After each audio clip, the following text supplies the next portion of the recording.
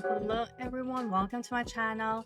So this is again this time of the year when the new set of Magic the Gathering is coming out, and this one is called Marvel Superheroes. Very exciting stuff.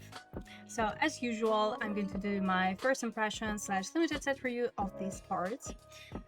Which means that I haven't looked at the cards at all, so we're going to explore them together and see whether they're good or not for a limited gameplay, draft, and sealed. So, before we start to actually read the cards, so like a quick disclaimer, I'm going to read every single card and we're going to talk through each of those cards. But before we do that, since it is a limited set review, let's take a look at draft archetypes, shall we? Let's start with that, and then we'll move to draft draft archetypes, then we'll move to mechanics, and then we shall begin with the actual set review. That's the plan as always. So I'm going to just quickly move myself here in the middle of Captain America, huh? So, Magic the Gathering Marvel Superheroes Draft Archetypes. So, let's start with Azores. Azores is called Teamwork. Call on your team to supercharge your instants and sorceries. Find ways to untap those creatures and they'll be available for advanced strategic tap abilities and protection. So let's take a look at this Azores a little bit more in details. I'm going to link, of course, all of the articles here in chat, as well as in the description box if you're watching it on YouTube. By the way, please like and subscribe, leave a comment if you're watching it on YouTube, which is at Mr. and Mrs. Spike, and of course follow me on Twitch and X or Twitter. So anyway, here are our signposts and comments. Captain America Living Legend. Vigilance: whenever a creature you control becomes tapped during your turn. If it's the first time that creature has become tapped this turn, untap it. And Spider-Woman Secret Agent with Flash. When it enters tap creature and opponent controls, that creature can become untapped for as long as you control Spider-Woman. Okay, so okay, so teamwork doesn't just make the dream work, it also makes your spell stronger. All right, interesting. So yeah, these cards, they definitely hint on this tap in and tap in situation, and like from these two cards we cannot really see any interaction with sorceries or instants, but I guess we'll see it later. So here we have our first archetype, Teamwork, which I guess is going to be probably your classic tempo aggro archetype. Next up is Dimir, which is called Draw Second Card. I guess no surprises here, right? Again, we're going to have this synergy or payoffs for drawing more than 2 cards or drawing exactly 2 cards per turn. Let's see. So be the calculated mastermind and draw 2 or more cards a turn. While extra cards are good on their own, clever use of Connive will magnify your rewards. Okay, so Connive is apparently a returning technique. So here we have, and Dimir, you know, it is historically a control archetype in Limited. So here we have Kind Temporal Tyrant. Whenever it attacks, hit Connives. Okay, great. And we have here on the second card, new keyword, intangibility. So we're going to come back to it later. Here is our Dimir. Next up is Ragdas. Villains matter. More villains mean more chaos. Keep adding villains to the battlefield and overwhelm your adversaries with the ununified power of pure. That is scary. Okay, so Ragdas, probably another aggro archetype. So, villain. Is it going to be a new typo situation? So here we have our black-red villains matter, I guess. And both of those creatures, we do have, of course, villain as a creature type. So whenever you cast a villain spell, create a 2/1 black villain creature token with mana. This, like, you know, this signpost in common, I think, describes the archetype perfectly. Next up, Gruul, power up. Again, I feel like it sounds like classic. Hit hard with great feats of strength. Generate extra lands and mana to bring out the might of your creatures with their power-up abilities. Right. Okay, power-up, as you can see, is another new keyword. We're going to explore it a little bit later. So yeah, we have our beefy, powerful creatures. Nice, and also this power-up abilities of other creatures you control cost 3 less to activate. Okay, nice. Selesnya heroes matter. Okay, so villains matter now, Selesnya heroes matter. Assemble as many heroes as you can, go wide with the full roster of fearless fighters, and defend the world against any threat. Alright, so yeah, I guess as Rag does. So here we have like villains versus heroes. Alright, whenever another non-token hero you control enters, choose one, create a 1/1 white soldier creature token. Or creature you control get +1/+1 until end of turn. Okay, so I think in this archetype, typo is going to matter. Of course, you're going to have a lot of chaos on this creature type hero, as well as, you know, Selesnya has always been a go wide or a or actually +1/+1 counter archetype. Next up, Orzhov, attack alone. Send your best operative on a stealthy mission to attack alone, backed up by a support team that's ready to defend you as well. Okay, this is interesting. I think we've seen that before, huh? So here we have a creature, Black Widow Double Agent, Death Touch. Whenever a creature control attacks alone, it gains first strike and menace until end of turn. It reminds me a lot of the Kamigawa New Dynasty. That archetype, do you remember, on Warriors? So we've had a similar mechanics. So whenever like a warrior you control attacks alone, it does something, or like, yeah, same thing, very similar. Alright, next up is it artifacts? A steady stream of artifacts allows you to invent your way out of impossible odds, spend treasures to fund your more advanced research projects. Okay, so here is it. Is an artifact archetype. Apparently, it says so. And honestly, I'm thinking that like everything that we've seen so far, it just reminds me of a good old classic, a Magic Limited. I don't know, not even a sad, but a concept, and it's pretty cool to see. And we haven't finished yet. Hello chat, hello Get, hello Scarecrow Artist, how are you? Thank you for joining me. Today is going to be, you know, a chatty, chill stream as always, with this new sets coming out. So anyways, let's see some cards in this archetype. Is it Iron Man? Makes sense. Flying Vigilance, it gets +1/+0 for each other artifact you control. Whenever Iron Man attacks, if an artifact enters the battlefield under your control this turn, draw a card. Perfect, amazing. Again, speaks for the archetype perfectly. Aww. Appreciate it. Ah. Yeah, the weather has been kind of crazy. Yeah, this new set is definitely from the universes beyond, but to be fair, I think that, like, I have a feeling, again, I haven't seen the cards, but I have a gut feeling that this one is going to be a good one. I don't know.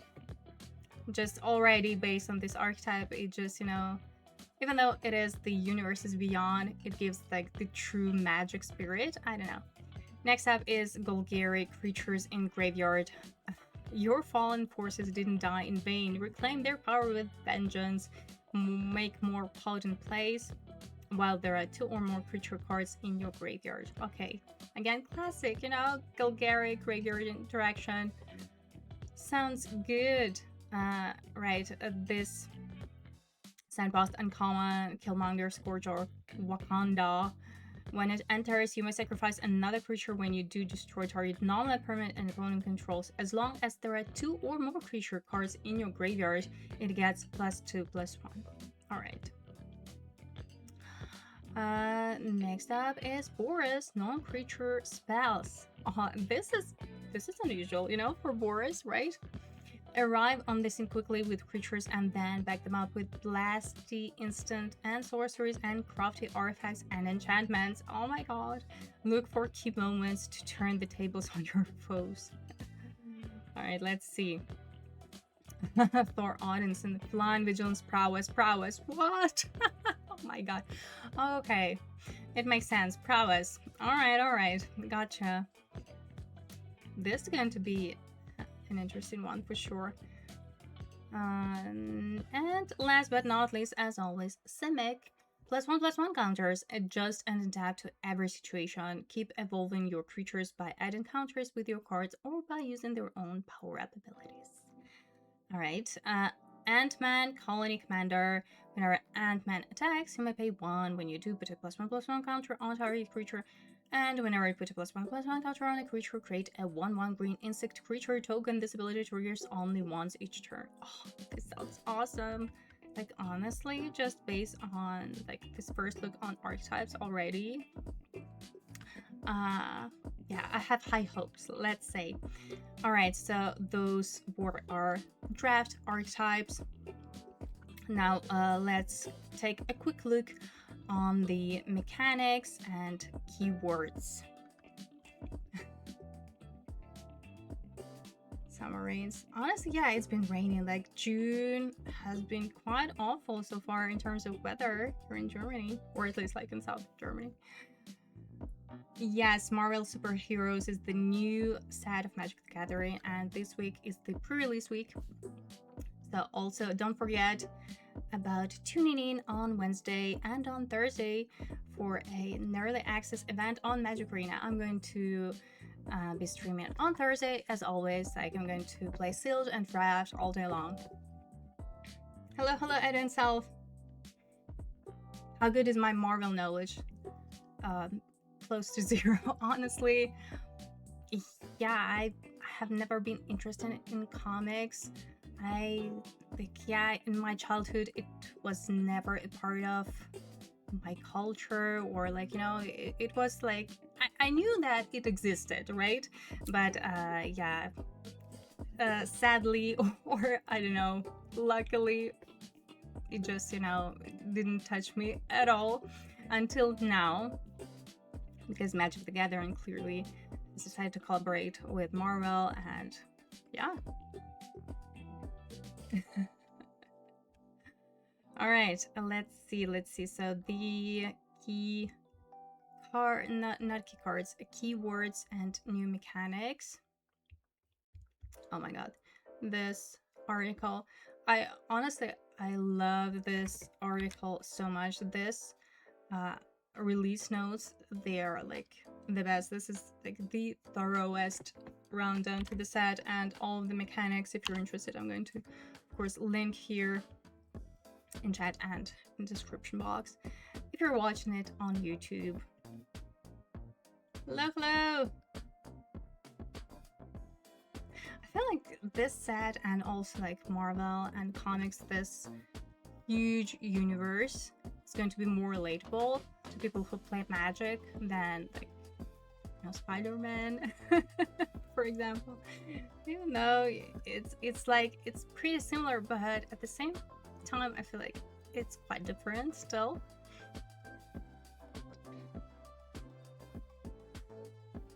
I can't wait to skip the team.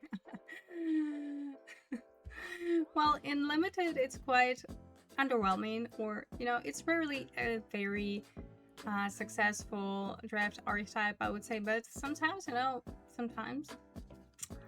why not? it pops up.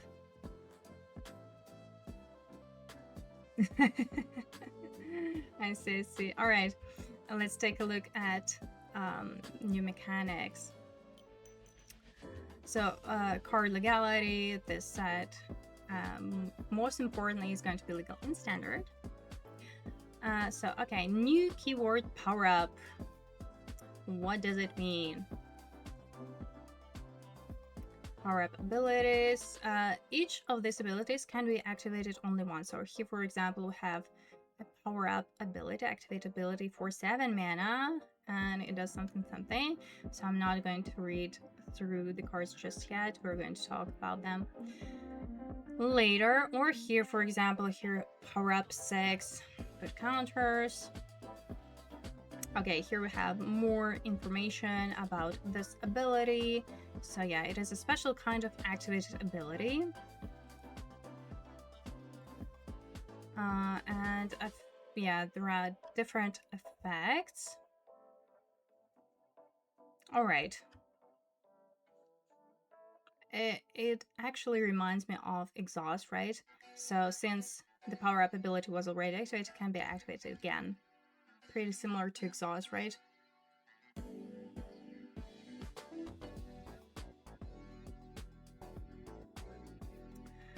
Next new keyword, teamwork. Exhaust with game, yeah. Our level seems pretty low for me. Let's see. You know, more often than not, like when you look at a card and it just like looks meh. But when you have a bigger picture, you can see that it's all about synergy, then maybe it makes more sense, right? Let's see.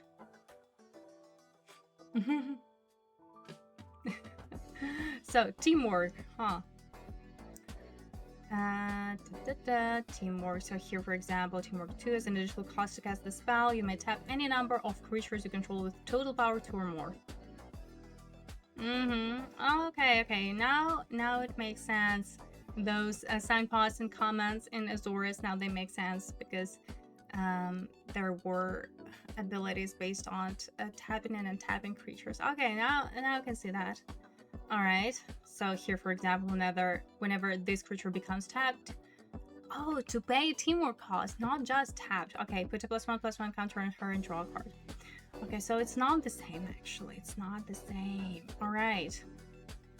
Okay, if a spell's teamwork cost was paid, the spell is cast using teamwork. The teamwork ability doesn't let you pay teamwork cost more than once. Okay, that's actually important. If you put a permanent with the teamwork ability onto the battlefield without casting it, you can't pay its teamwork cost. There's that too. And if you copy a spell on the stack that was cast using teamwork, the copy was also cast using teamwork. Alright, makes sense. You can tap any untapped creatures you control to pay teamwork cost, including one you haven't controlled continuously since the beginning of your most recent turn. Alright. Tap an untapped creature that's attacking or blocking to pay teamwork cost. One cause that creature to stop attacking or blocking. Oh, that's good. I can see. Yeah, that makes sense. And if an effect allows you to cast a spell without paying its mana cost, you can choose to pay optional additional costs such as teamwork. Okay, so teamwork. It's like an ability. Okay, it's like, yeah, additional effect. Sort of like, yeah, as you mentioned, sort of a kicker. Yeah, kicker with the twist. Yeah, another fancy kicker. Yeah, I can see that.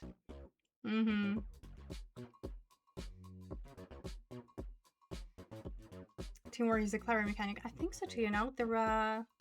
Yeah, I'm intrigued. I need to look at the cards, of course. But there's definitely more to it than just kicker. Alright, new enchantment type, plan. Supervillains often have grandiose plans they're trying to complete. Okay. Plan is an enchantment type with no rules, meaning it doesn't grant the enchantment any intrinsic abilities. However, the effects of other cards may refer to plans or plan cards. Okay. New predefined token, Vibranium. The rare metal Vibranium appears in the form of a predefined token created by cards in this release's commander decks. Okay, so it's not for us. And returning keyword Connive, we've seen it before. So what does it mean? So for example, when this creature enters, it connives. It means that you draw a card and then discard a card, and if you discard a non-land card, put a +1/+1 counter on this creature. Nice. Another return mechanic, double-faced cards. Nice. Are back once again. Alright. So here we have like this creature for a gazillion of mana. It transforms into this. We're going to talk about it later. And okay, playing with modal double face cards.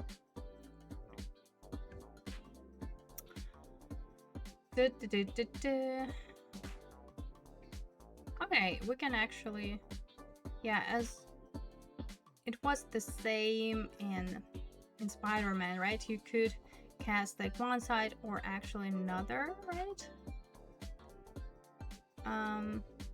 Yeah, I think it's the same. So if you want to read more in details, you can refer to this article. Another return keyword ability, the infinity symbol. It means that, you know, it has this activate ability, and once it harnessed, its infinity ability is active. All right, and okay, so here we have like some specific notes on certain cards, and here we have it, this like rundown on draft archetypes and on the new mechanics, release notes, and whatnot. So now let's just move on to the cards, to actually talking about these new cards. Exciting stuff. Plan. All right. Okay, as always, I'm going to start with white, and we're going to probably stop today on what? On red, I guess. So I usually divide this limited set reviews into parts, and this is going to be part 1. We're going to talk through all of the white, blue, black, and red cards today, and tomorrow we're going to pick up starting from green. So that's the plan.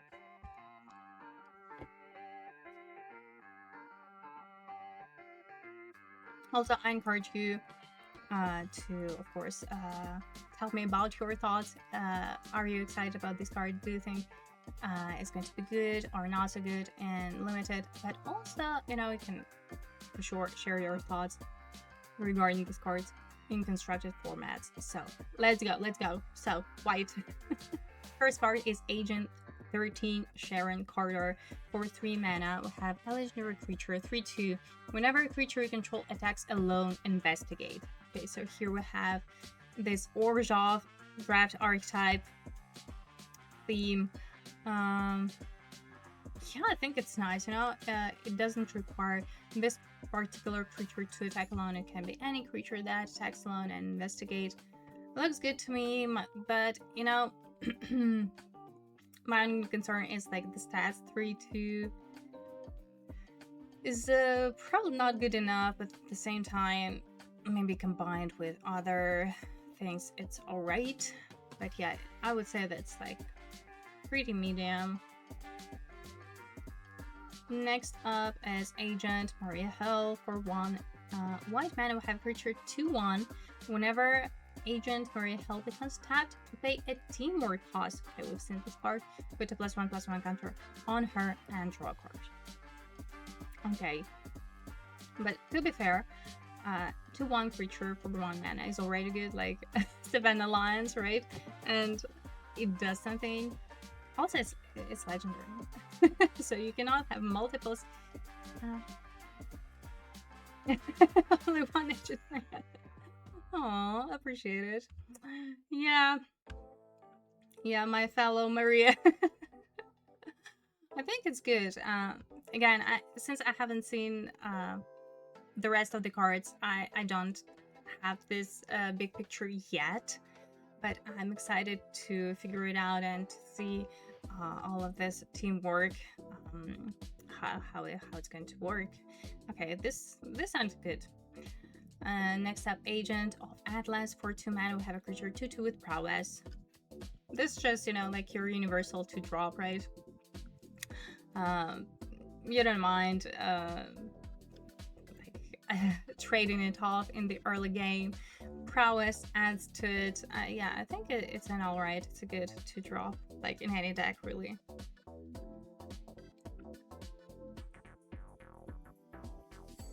White prowess, Boris prowess. Boris is described as a non-creature archetype, or like spells archetype. So we're going to see, yeah, probably a lot of white creatures with prowess, and I would assume red too.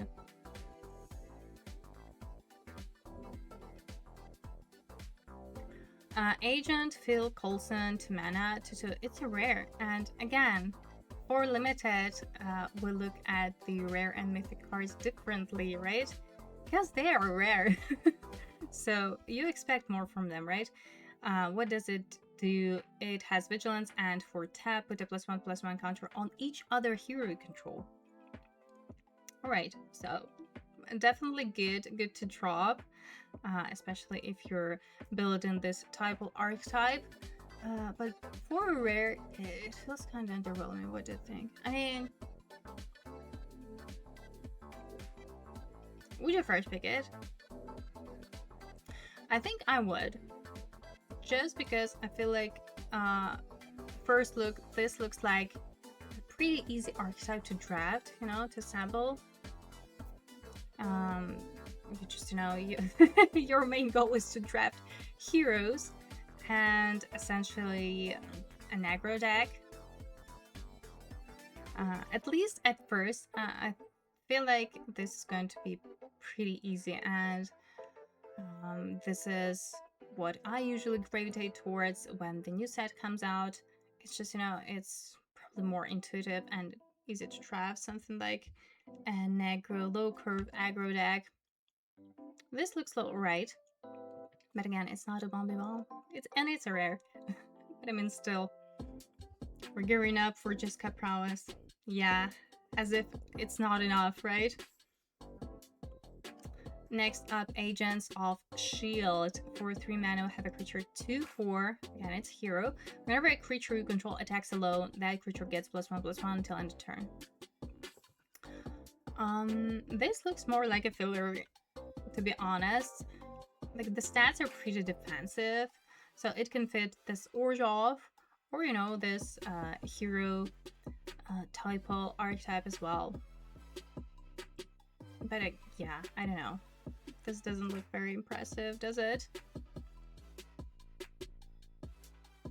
Alright, Avengers Assemble. This is a mythic, right? 5 mana enchantment with flash. Heroes you control get +2/+2. At the beginning of each end step, if you attacked with a hero this turn, or a hero entered the battlefield under your control this turn, draw a card. Oh, nice. The fact that it has flash, right? Oh my god. Or this can just, end a game on spot. In some situations, I just can see that. The effect is great. Basically, like pure card advantage if your opponent survived. This looks good. Oh, I'm looking forward to it. Yeah, this is great. This can definitely be on a bomby level, and it's a mythic. Yeah, for limited, this looks good. This looks very good to me, honestly. Next up, Borrow Backup. 5 mana sorcery. Create 2 3/2 white hero creature tokens with vigilance, and it has basically encycling to. I love this card already. I just can see how great it's going to be, literally in any white deck. But like, just Boris, it's a sorcery that creates creatures. This is what you wanna see in this kind of deck, right? And also, like, basic land cycling just can't go wrong. I love this card. This is a great common. Next up, Brave Brawler. We have creature for 2 mana with lifelink. It has stats of 2/1, and it also have power-ups. So this is the first card with this new ability, activate ability for 5 mana. Put 2 +1/+1 counters on this creature. And yeah, it says that you can activate each power-up ability on the once, reduce the cost by its mana cost if it entered this turn. Okay, all right. Okay, nice. So okay, basically for the same 5 mana you can do the thing on the same turn, right? Okay, interesting. I guess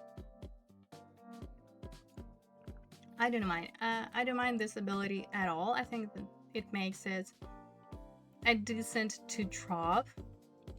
I don't know if it's going to survive until you can activate it if you cast it on your turn 2, but I mean still, it's a decent to drop for sure. And actually I quite like to drops with lifelink. The only downside, so to speak, that it is a 2/1, but at the same time I get it, you know, it has power up. Alright, next up is a mythic Captain America Super Soldier for 3 mana. We have a creature 3/2 with first strike. Captain America enters with the shield counter on him. Okay, so let's go. Flavor win. This is also a returning, I don't know what ability mechanic. So if a creature, also if he would be dealt damage or destroyed, remove a shield counter from him instead. As long as Captain America has a shield counter on him, you and other heroes you control have hexproof. Okay. I love the design of the card and how they try to, you know, get a feel of a superhero on the portrait. I love, definitely I can appreciate the flavor. So what do we think? 2/1 playable. It's a 2-drop, hey, and it's a hero. What do you think about this one? Would you first pick it? You know, the question that I always ask when we discuss rares and mythics. Would you first pick it? Mana cost is difficult. Stats are also so, right? But at the same time, the ability, like the fact that it has the shield counter and first strike is not nothing. You and other heroes control have hexproof, so can be quite annoying. I can see that. I'm on the fence, so it's not like a bomb again, but it does look like a very solid creature for limited. Next up is a rare Captain America, Wings of Freedom. For 3 mana, we have a creature 3/1. Flying, first strike, and ward 1. Whenever Captain America attacks, each other hero control gets +X until end of turn, where X is Captain America's toughness. Toughness? Why? So, I mean, okay, it has evasion.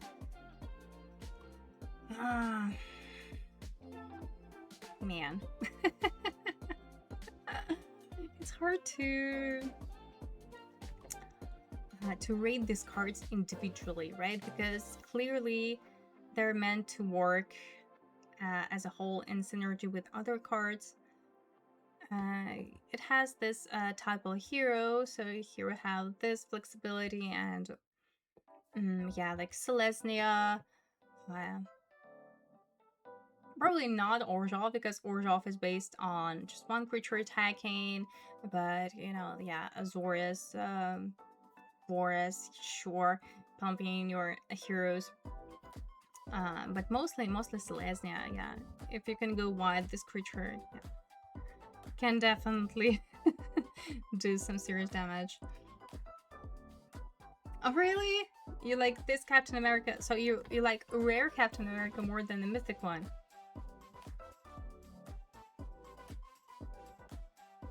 To be fair, I feel like this, you know, is just, you know, sort of good on its own. Whereas this one, I mean, maybe I'm wrong. Yeah, to me, they're like on a similar level, whereas this one is more like synergy based. It's probably right. Probably the second one is just better for limited gameplay. I can see that. Alright, moving on. Next up is another mythic, Captain Marvel, Earth's Protector. So 5 mana, have creature 5/4 with Flash, Flying, and Lifelink. It has also a power-up ability for 7 mana, put a +1/+1 counter, and an indestructible counter on Captain Marvel.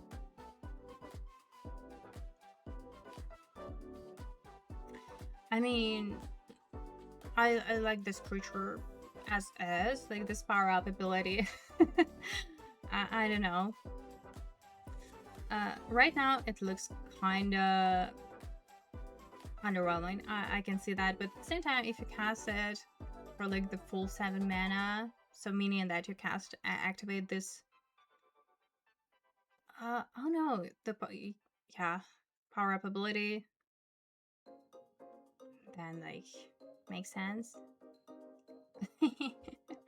Flyer lifelink 5/4 flyer lifelink is not nothing, especially with flash. I got Mangu. Hello. Thank you for your raid.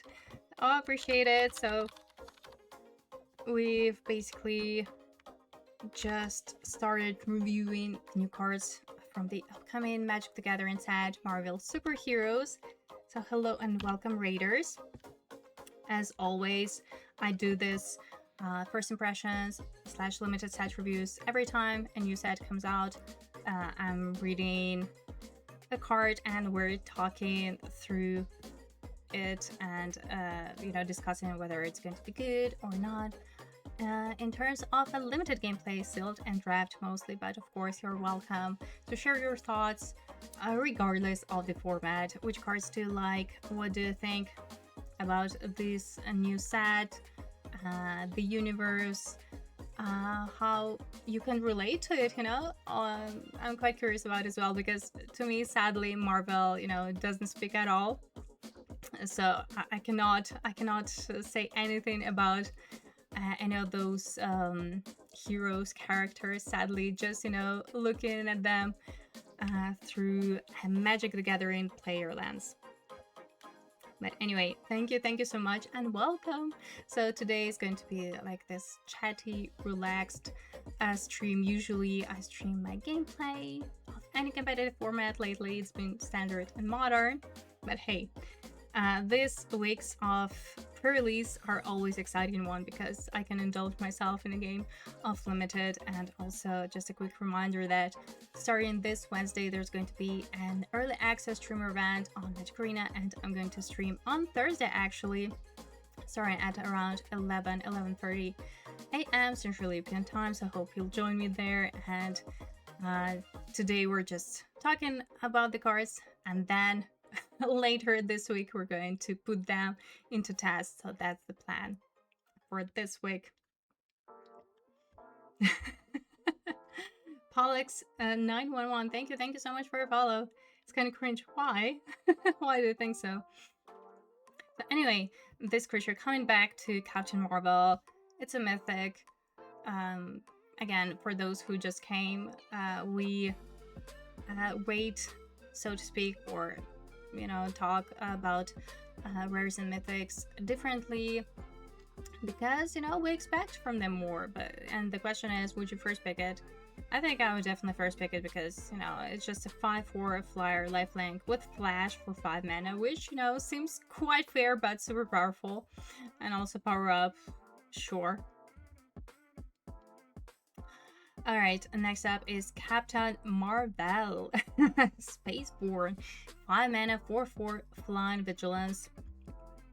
Ooh, it has some interesting keyword mechanic, cosmic awareness. As long as an opponent has cast a spell this turn, you may cast spells as though they had flash. Interesting, interesting, definitely. Also, I'm pretty sure that this set is going to contain a lot of legendaries, so be conscious about it when you're building your draft or seal deck.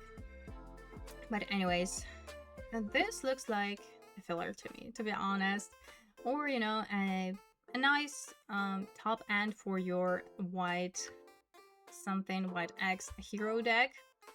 And hero typo is actually a Selesnya draft archetype. Yeah. Next up is Colleen Wing, Street Samurai. For 2 mana, we have a creature 2/2. Whenever you cast a spell that targets a creature you control, put a +1/+1 counter on Colleen Wing. Scry 1. Alright, it's a hero. It's uncommon. A spell that targets a creature you control.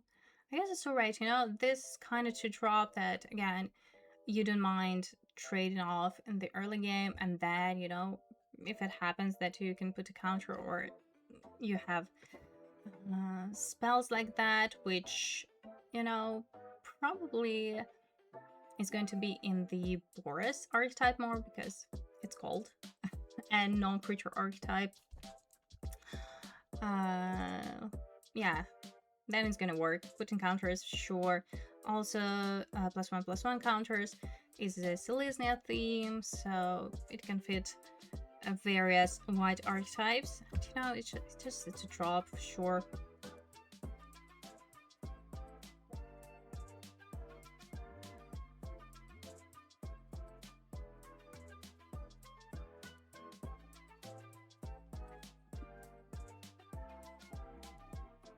I mean, I can see that. It's just, you know, the universe is beyond.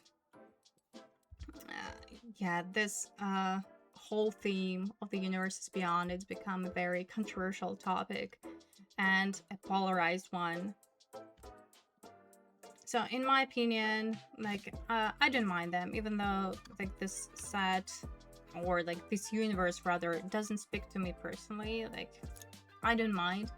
It just, I feel like they have to release those universes beyond maybe less than they do with usual sets, right? Because, yeah, I agree. I miss the OG Magic planes or Magic universes as well. Like Laura, it was so nice to come back to it, right?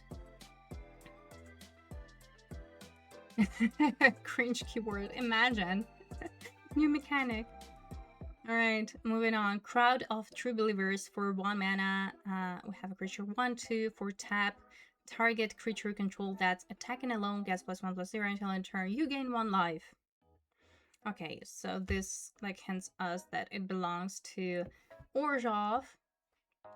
Yeah, I don't know.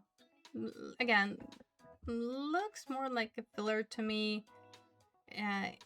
If it was pumping like not only the power but toughness, it would be great. But I don't know. Now this looks a little bit underwhelming. At the same time, you know, you can do it anytime. You know, it doesn't say that you can do it only as sorcery, or I mean activate only as sorcery. You can lie, so. But yeah, it's like so not great. They cried my balloons, but I don't believe that. Aww, look at them. Next up is Helicarrier Strike. For 1 mana, we have instant with Teamwork. Okay, let's go Teamwork. Teamwork 2. As an additional cost to cast this spell, you may tap any number of creatures you control with total power 2 or more. And it deals 2 damage to target attacking or blocking creature. If the spell was cast using Teamwork, it deals 4 damage to the creature instead. Oh, this is great. This is great. Honestly, just the fact that it costs only 1 mana. I know that it is like quite situational, conditional removal, so to speak, right? But yeah, no, this is going to be good. Especially in like an aggro deck, just 1 cheap removal spell, amazing.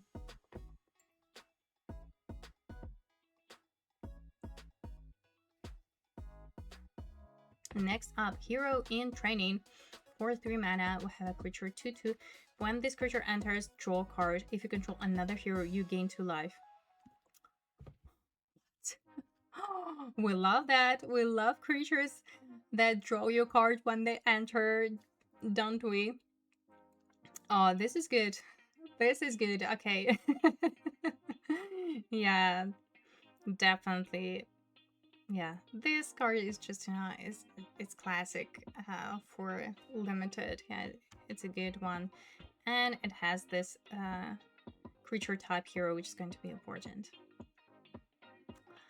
Invisible Woman, Sue Storm, 5 mana, 2/5 with lifelink. Whenever you put 1 or more +1/+1 counters on 1 or more other heroes you control, you may create a 0/4 colorless wall creature token with Defender. Why? Why? Remember, to draw is something you draft as managed again. 100%. Yes, this is going to be a very high pick. This creature, though. Man. So, you have to put counters on other heroes you control, not on this one. And then you create a wall. There is probably some flavor situation going on, which I don't understand. Okay, yeah. Yeah. I had a feeling that it has to do with it.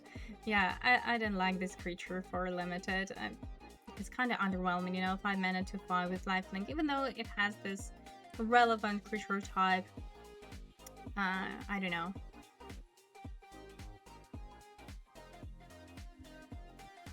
Yeah, coming back to this one, it also reminded me of this 1/1 from New Capenna. But before that, we had was what from Dungeons and Dragons, just, you know, a 2/1 same thing, which, you know, is compared to that one, this is an upgrade.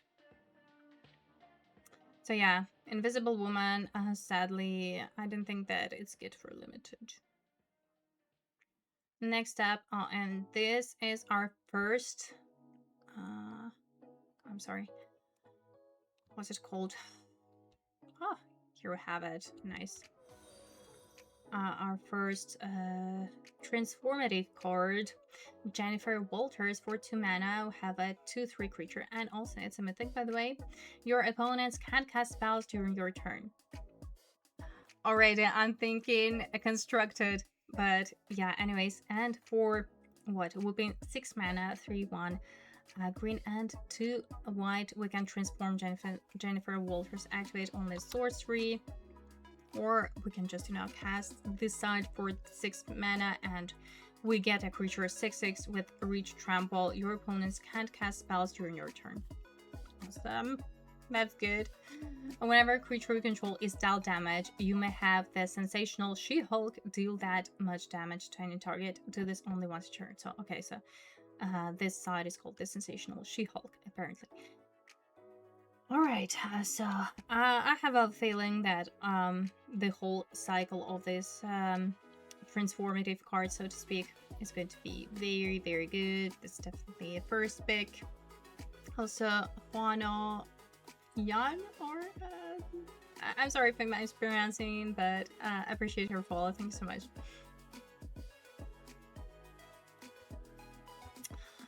Nice. What do you think? I mean, already like for 2 mana, I don't mind casting as my 2-drop, nice stats, and then like in the late game we can transform, and it's just, yeah. This looks like a pretty bomby creature to me in a game of limited. Nice. We're first picking Jennifer Walters. Next up, Kree Commandos. Yeah, She-Hulk is definitely a bomb for limited. 3 Commandos for 3 mana, 2/1, Flying Vigilance Prowess. So, yes, it's okay, you know? I don't think that also, like, look at the creature type villain, so it's not going to be universally good. You probably want to build this Boris draft archetype. since, you know, 2/1 flyer like is okay, but not great, right? You want to use that prowess potential. Also, it's not a hero, so it's not going to be as great as other creatures with a hero type in Selesnya. Yeah, it's okay, I guess. And probably you want something like that if you're drafting Boris. Next up, Luke Cage, Power Man, 4 mana, creature 2/5. Another keyword mechanic, Unbreakable Skin. So which again, you know, unfortunately I cannot relate to it, but yeah, this is a flavor win. Probably. Unbreakable Skin, whenever Luke Cage attacks alone, he gets +2/+0 and gains indestructible until end of turn. Again, so attacks alone means Orzhov in draft.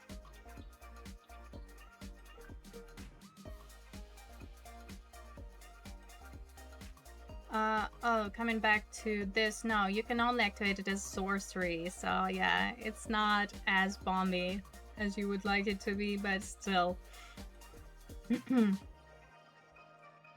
So, Luke Cage, what do you think?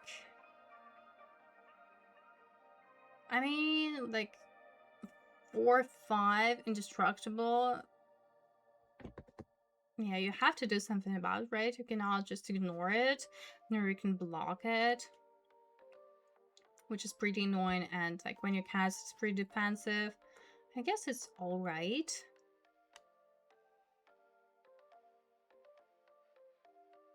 Yeah, I think so too. Like, first look, you think like, what's that, right? 4 mana, 2/5. But you think about it, yeah, it's actually alright. Like, it's good on the defense and on the offense.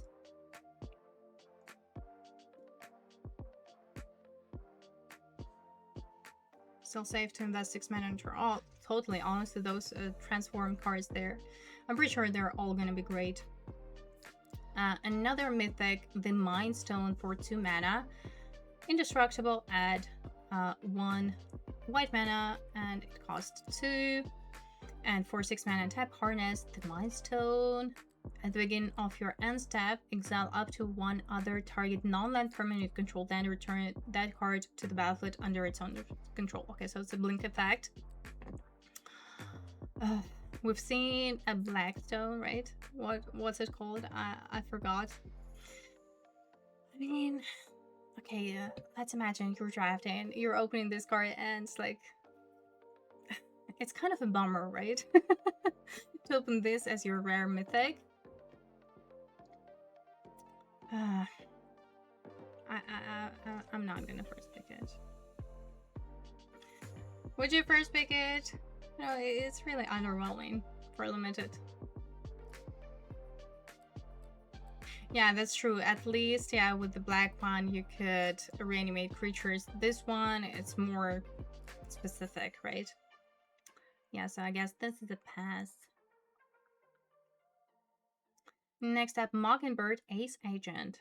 4 mana, 2/2, double strike. Whenever you cast a spell that targets a creature you control, put a +1/+1 counter on Mockingbird. Okay, so we haven't seen any spells that target a creature we control, like a palm spell or something, right? But I'm pretty sure we're about to see those.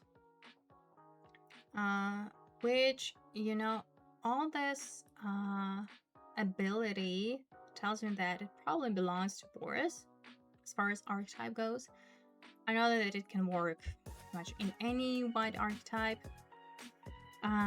But the question is, how good is it still? Right? Like 4 mana to double strike. Like, okay. I know that like with a pump spell or something, it can be like devastating or even lethal. Devastating in combat, I mean.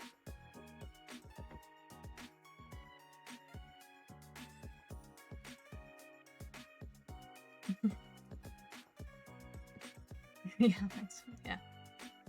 I don't know. Where is it? Where does it belong? Somewhere in the filler category? What do you think? Next up, oh, it's another transformed creature.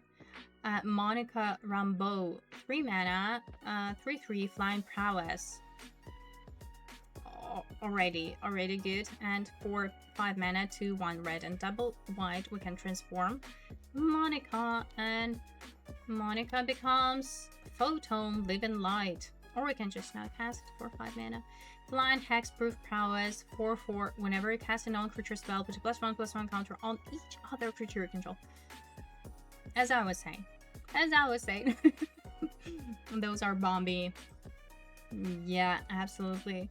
Just, you know, if you cast just like that, incredible. I don't mind casting it for 5 mana, right? Very nice. And the fact that it has hexproof too. Oh my god. Nice. Yeah. Very, very good. Bomb! First pick.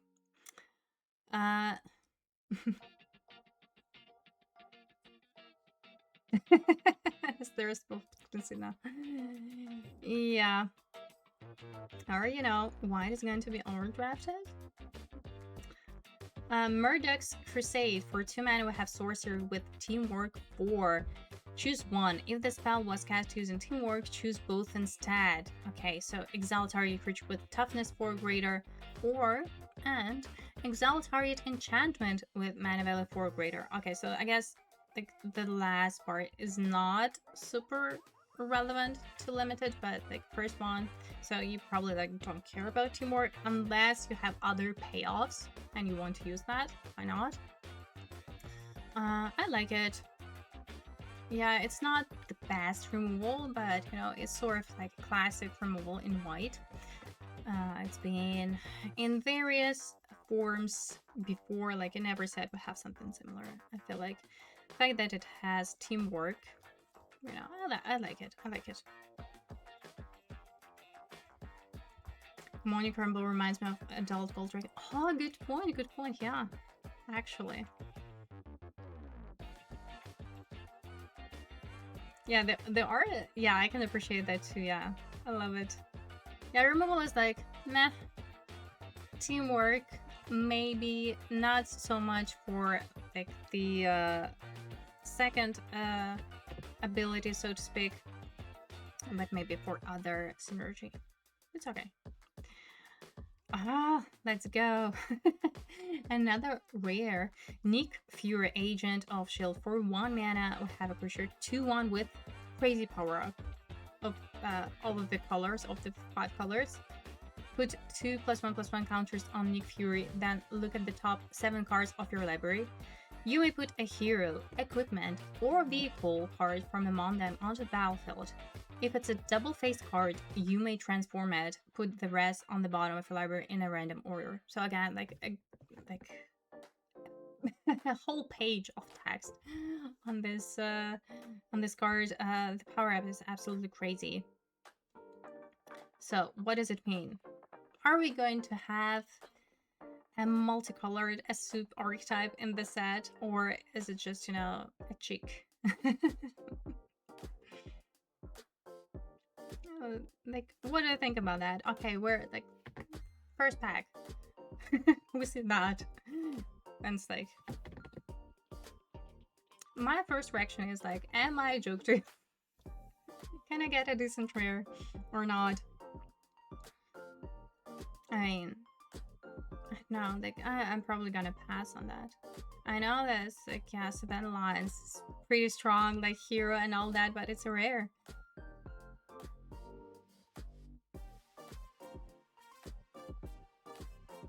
Oh, that's a good point. Yeah, I agree that like this definitely looks more like a constructed design. That's for sure. I was talking from a limited game perspective, but yeah, I agree that it's probably just, you know, a constructed design, and there is that. Alright, Night Nurse, Healer of Heroes. For 2 mana, have a creature 2/1 with Flash and Lifelink. When Night Nurse enters, choose target permanent card in your graveyard that was put there from anywhere this turn and return it to hand. Oh, this is nice.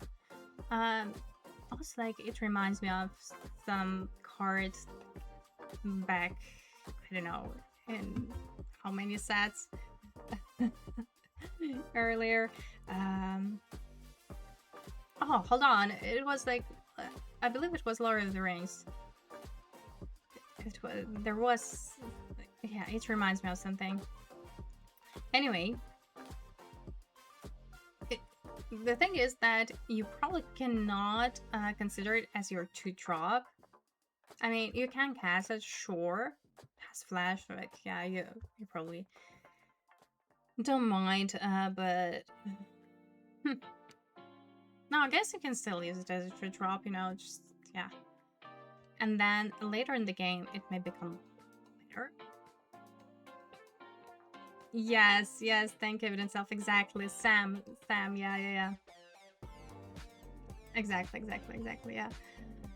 I just, you know, saw this text and instantly, like, it took me back, and it took me a while to realize where it took me. Where exactly. Alright. Next up, Ohoe, Dora, Nilaja later. I'm so sorry. I feel like I'm butchering this name, but anyway, 4 mana, 3/2. When Ohoe enters, create 2/1/1 white soldier creature tokens. Attacking creature tokens you control have first strike. Oh, this is nice. So for 4 mana, we essentially get 5 power and 3 bodies. Nice. I like that. This is probably exactly what you want in this go white archetype. Alright, I like this. This is good. Next up. Oh, and it is our first saga, Origin of the Avengers for 2 mana. It's a rare. So we have an enchantment saga. First chapter is Scry 2. Okay. Second chapter, you may put a hero creature card with mana value 3 or less from your hand. I was about to say graveyard. No. From your hand onto the battlefield. If you don't, draw a card. Also, yeah, sure. And a third one, put +1/+1 counter on each creature you control. It's good. I mean, ideally, you probably don't want to cast in your turn 2 because you want to maybe build a board. At the same time, you know, like the second ability, sort of like the third ability and the second one, they kind of work together, so this compensates even if you cast it early on in the game. No, it's good. What do you think? First pick? I would first pick it. So like, there are a lot of heroes, right? We've seen like probably the majority of white creatures, they're heroes. So yeah, I think it's an pretty easy first pick. Next up is Panther Pounce. For 1 mana, we have instant. Target player investigates. Alright, investigating, another returning mechanic. Target creature gets +1/+0 and gains flying until end turn, untap it. Okay, so this is the example of a spell that targets a creature. Okay. I think something like that. So basically, it is a sort of cantrip. This is probably going to be good in Boris because of the prowess and all that stuff. The creatures that we've seen so far with specific wording of targeting and creature control, like the payoff was like so, I would say. So yeah, you have to see, but this definitely more like I believe you should consider this card as a cantrip and not as like a combat trick or whatever. Next up, Patriot Shield Wielder for 2 mana. We have a creature 2/2 with an activate ability for 2 mana and tap. Another target creature you control gets +2/+0 and gains Hexproof until end turn. Okay, and you can do it anytime. It doesn't say that you can activate only sorcery. The problem is that still you have to pay 2 mana. I don't know. Like, this kind of bothers me, to be honest. the fact that you has to pay 2 mana, it can be quite straining. I can see how it can be straining in certain situations, especially if you're playing an aggro deck. Sake, oh, hello, thank you so much for your follow. I guess okay, you know, it's a true drop, right?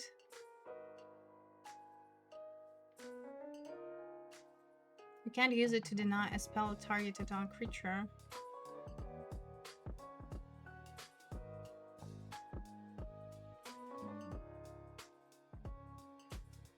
Hello, hello, thank you so much.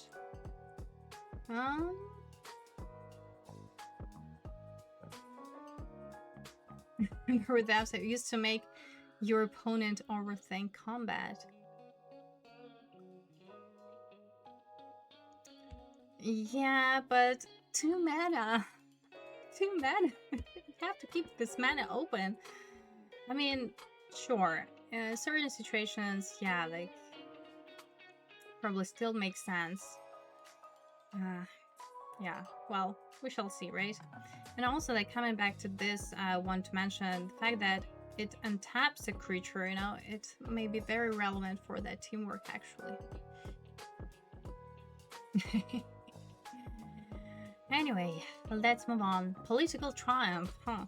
How about that? And this is our first enchantment plan for 1 mana. We have, whenever a creature you control enters, scry 1 and put a plant counter on this enchantment. When the 4th plant counter is put on this enchantment, sacrifice it, draw a card, and put a +1/+1 counter on each creature you control.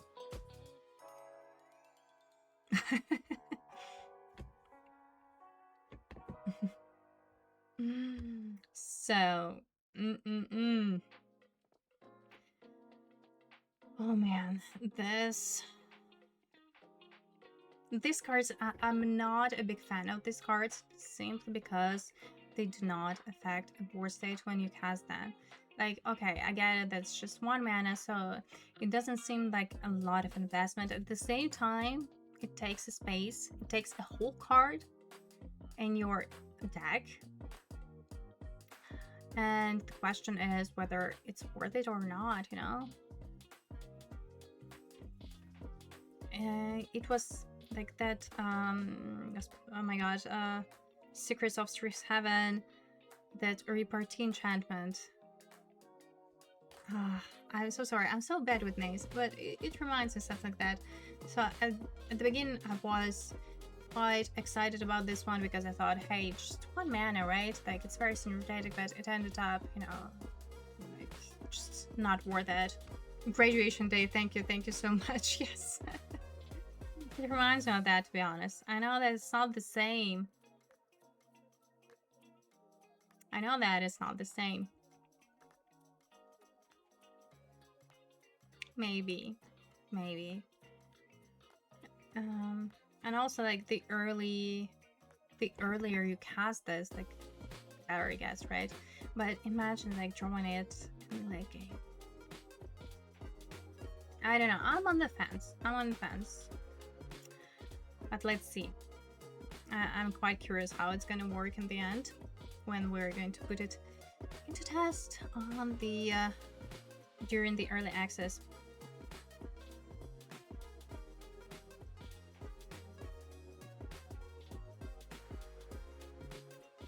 Let's see. Quake, Agent of Shield, 3 mana, 3/3. Seismic Takedown is a keyword. Whenever you cast a non-creature spell, tap target creature or land. Or land, listen. Not bad, huh? I honestly, I like that. This is spicy.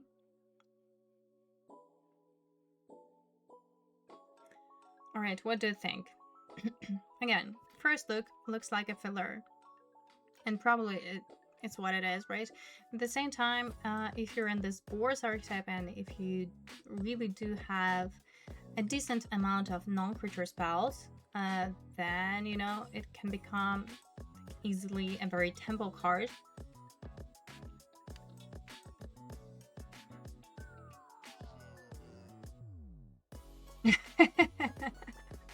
Friendly welcome to all the Marvel fans trying out. Season taken. Okay. Next up is Raft Security Officer for 2 mana. We have creature 1/3 with an activate ability for 2 mana and tap target creature. This ability costs 1 less to activate if it targets a creature with power 3 or less. So just 1 mana and tap.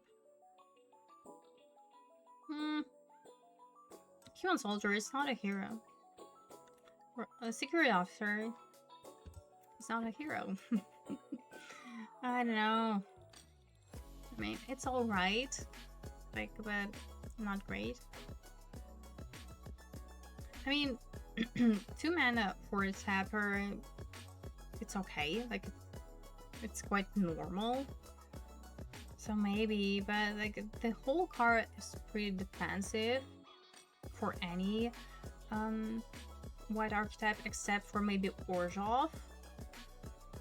Listen, for Orzhov, maybe it's going to be useful because it's all based on 1 creature attacking. So you're like tapping a blocker, attacking with 1 creature, getting your value, then it makes sense. Probably like in this scenario or in this draft archetype. What do you think? Next up is Red Guardian Super Soldier. 3 mana, 2/2 flash. When it enters, destroy target creature and opponent controls that dealt damage this turn. Oh, it's Manticore. White Manticore, huh? And it's a villain. Okay, you know, this creature has never been great. It's like, not great, not terrible. It is very situational. Yeah, what can I say? You don't want to cast it as is, but sometimes you have to. So that's why it's not great. Next up, it's a rare, the Sentry Golden Guardian. For 4 mana, we have a creature 5/5. Okay, already, we like that. 4 mana, 5/5 creature rate. Oh my god, but on top of that, it has Flying, Vigilance, and Indestructible. When it enters, target opponent creates the Void. Okay, there is always something, right?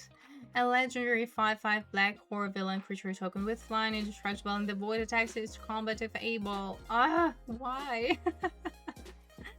Why? Just for that flavor, huh? Just for that flavor. This drawback. Shoot.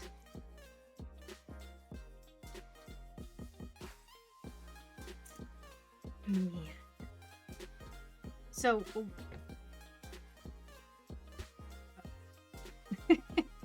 this is going to be a race, right? This just, you know, this implies that, okay, we're going there, we just have to like draft a very aggro deck and race our opponent if we're first pick at this card.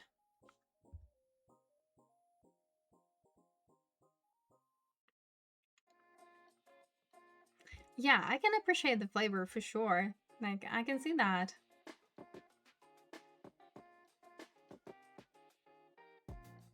Want to play now? Well, just after reading this. Yeah. Me neither. But at the same time, you know, I think that, yeah, if you're first picking it, you have to be very aggro and like very... Or, you know, maybe like a bounce spell, wink wink, can save you from that horror villain creature token.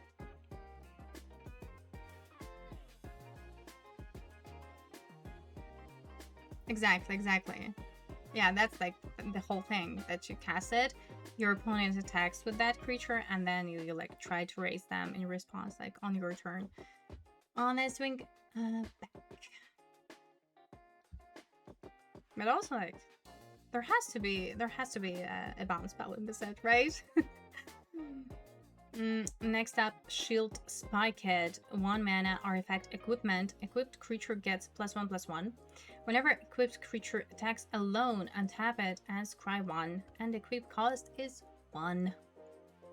Oh, this is pretty sweet, you know? It's a very cheap equipment. Doesn't give any evasion, but I mean, still comes a creature. Synergetic with teamwork, so probably is going to be great in Orzo because I would assume that we would have more synergy based on that one creature attack, and also like you untap it, scry, then you can use this creature for teamwork, or I don't know. Yeah, this is playable for sure. But probably like quite specific archetype. Next up, we're moving on. Finally, good removal spell, right? Supervillain lock up for 2 mana enchantment flash. When it enters, exile target tapped creature and opponent controls until this enchantment leaves the battlefield. Oh, why it has to be tapped though? Dang it. I mean, okay, it has flash, but still, right? No, it's good. I mean, still. Removal in white. Next up. Silhouette, yeah. Super Soldier Serum. 2 mana, enchantment aura, and it's a rare. Enchant creature, it gets +2/+2, has first strike and vigilance, and is a legendary soldier in addition to its other types. Whenever enchanted creature attacks or blocks, attach any number of target equipment you control to it. Oh. Listen, this is probably another constructed design, no?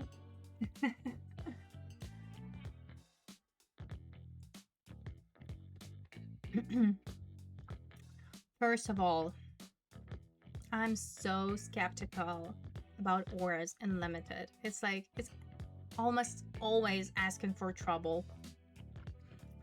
2 mana, 2/2. I mean, okay, yeah, sure, it's pretty solid, but at the same time, it's an aura. It's an aura, and like the second ability is most likely going to be irrelevant. So to be fair, I would pass on that if I opened it. So it's a broken aura.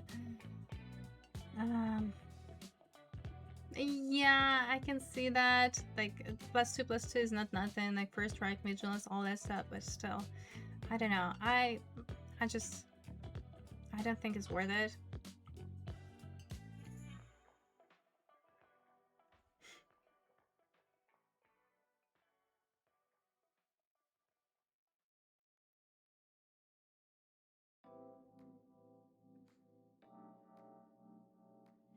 Strike, vigilance. Yeah, I can see all that. I can see all that. But I mean, I don't know. It's still an aura.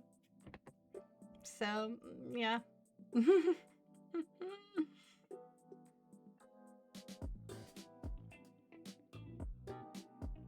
Yeah, exactly. The problem is that, you want to cast it quite early in the game, I would imagine, right? Before that creature gets a removal, so it can deal damage or something. Then you have to cast it when your opponent is fully tapped, so you don't get like a removal in response. And yeah.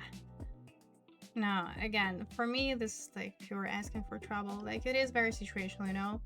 The moment when you can cast that is very limited. That's like the biggest problem with auras like that. Take up the shield for 2 mana instant. Put a +1/+1 counter on target creature. It gains lifelink and indestructible until end of turn. Alright. So again, this kind of spell that is going to be well, better, I guess, in something like Boris. Just because it's a non-creature spell.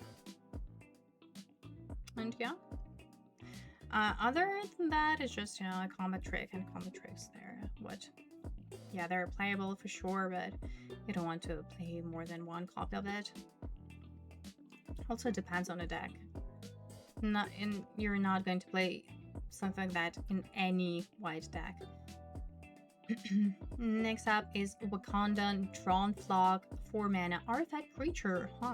3/3 with flying. When this creature enters, scry 2. Okay. Artifacts. So our artifact archetype is Izzet. So this is a little bit confusing. Why do we have artifact creature in white?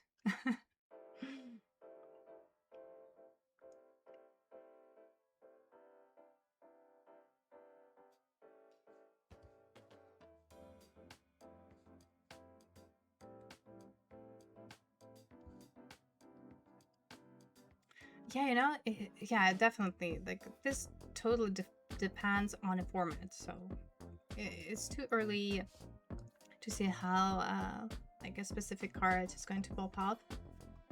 Just but this let's talk about that. Why it has to be an artifact just cause? So it's not a synergetic card, but I guess it's all right. I don't know what more we can say about it, honestly. It doesn't have any new mechanics, nor keywords, nor relevant creature type. Next up, okay, now we're talking, right? Web Up for 3 mana enchantment. When this enchantment enters, exile target non-land permanent an opponent controls until this enchantment leaves the battlefield. Let's go. Premium white removal. Also, this art is pretty sick. Nice. That's next up is, and this is going to be our last white card, White Widow Free Agent, 4 mana, 2/3. When it enters, choose one. Put a +1/+1 counter on each of up to 2 target creatures, or return target artifact or enchantment card from your graveyard to your hand. Okay, and that was an artifact, so maybe it makes sense. All right, this is human, hero, villain, so it is hero and villain at once. Oh my gosh, what's going on?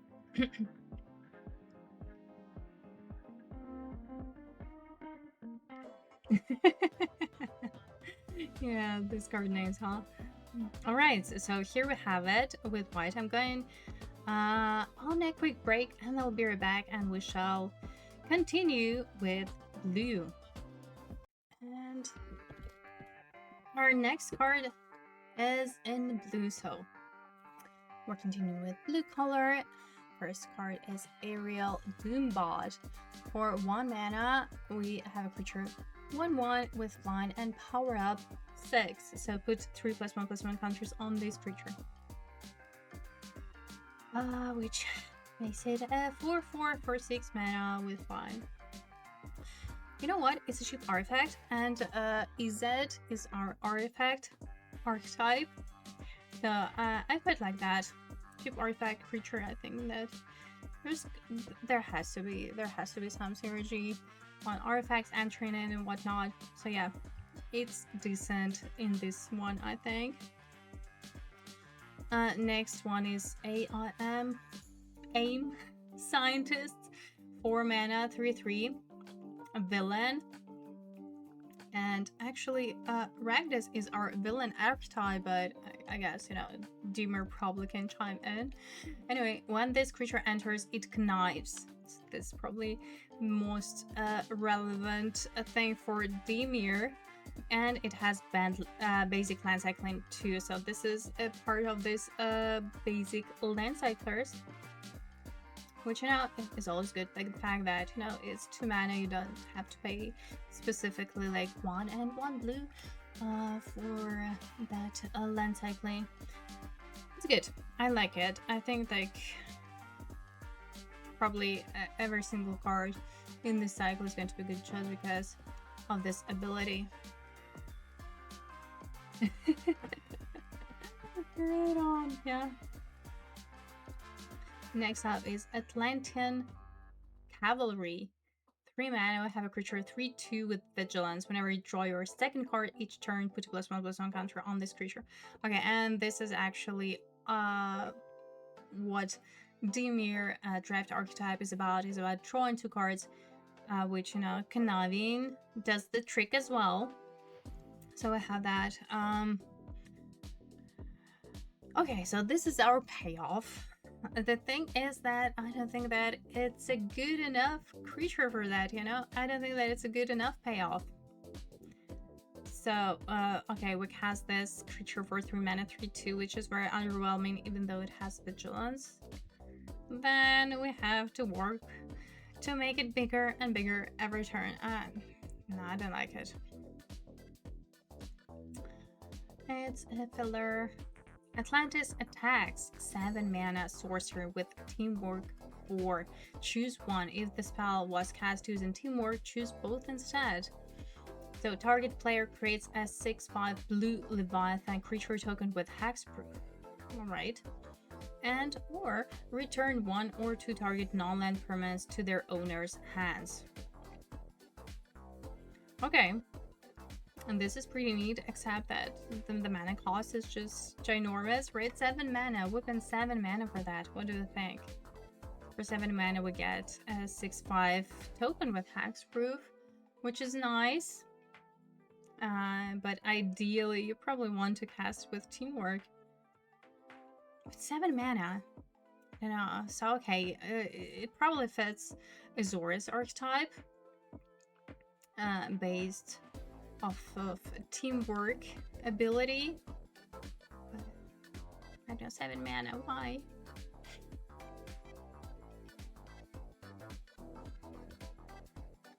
Similar to Meringue.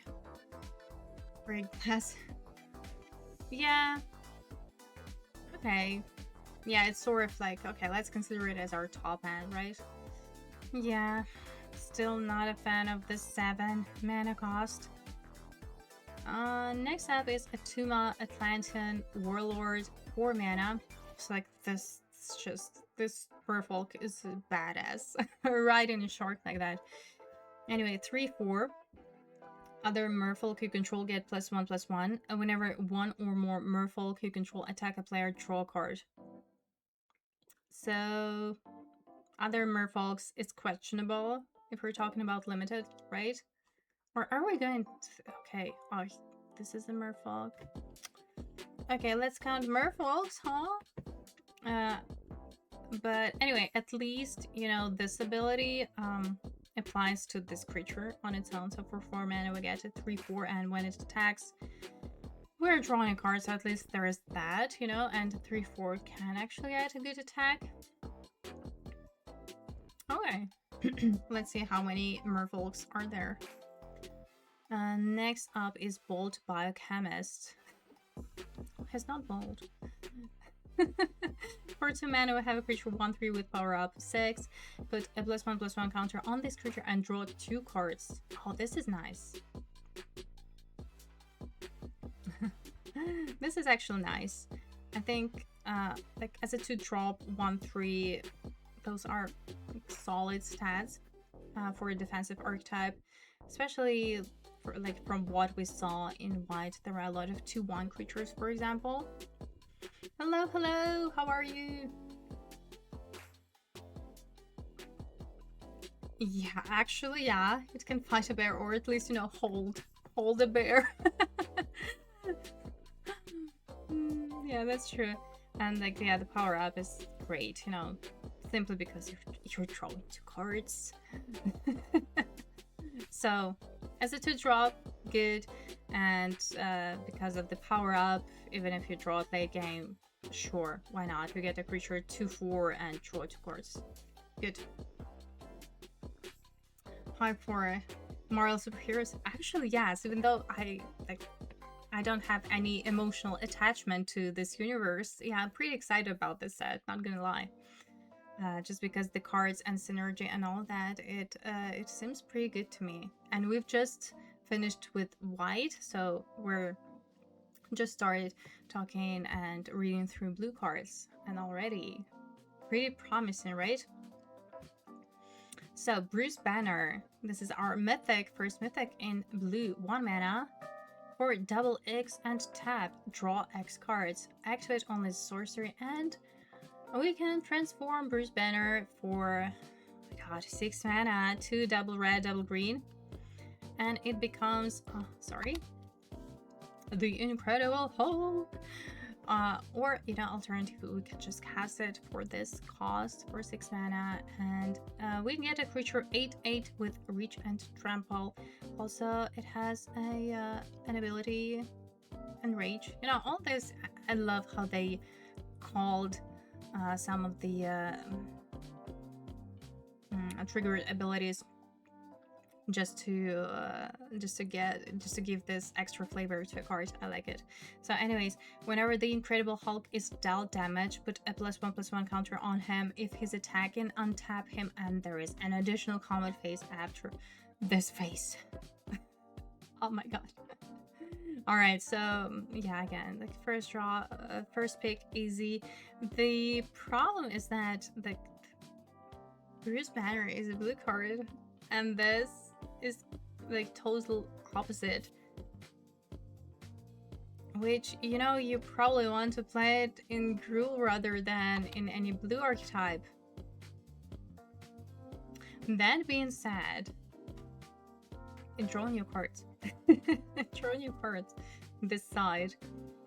So yeah, this is an interesting one. This is very different to those transform cards that we've seen earlier in white. But I mean, still, what do you think? I would first pick it and just, you know, see where it goes, where I end up in Gruul or in any I don't know, in Dimir. Total opposite. Hello, thank you so much for your follow. How are you? Next up is Depower, 3 mana instant. This spell costs 2 less to cast if it targets an attacking creature. Target creature gets -4/-0 until end turn, draw a card. So just 1 mana basically, right? 1 mana cantrip, we like that.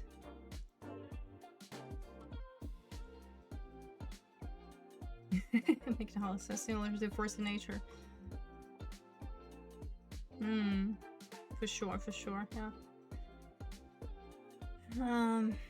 Yeah, I guess it's okay-ish, but as for now, I just don't see great synergy. The Dimir just again like drawing that second card, but at the same time, the creature has to attack, so it's not relevant. Anyway, Eco Perceptive Prodigy for 3 mana. We have a creature 1/4 with vigilance and activate ability for 1 mana and tap. Copy target, activate, or triggered ability you control from a creature source. You can choose new targets for the copy. Ooh. Okay, I guess you can surely combo it with something, even in limited, but I mean, it's kind of hard. What do I think? You know, like this design is pretty interesting. So it is a hero. For 3 mana we get like creature 1/4, which is pretty defensive. I'm thinking, okay, so maybe like heroes, maybe like Azorius, something.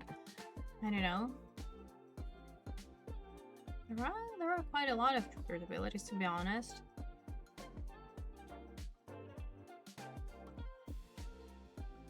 It's interesting. I don't know, I'm not so sure.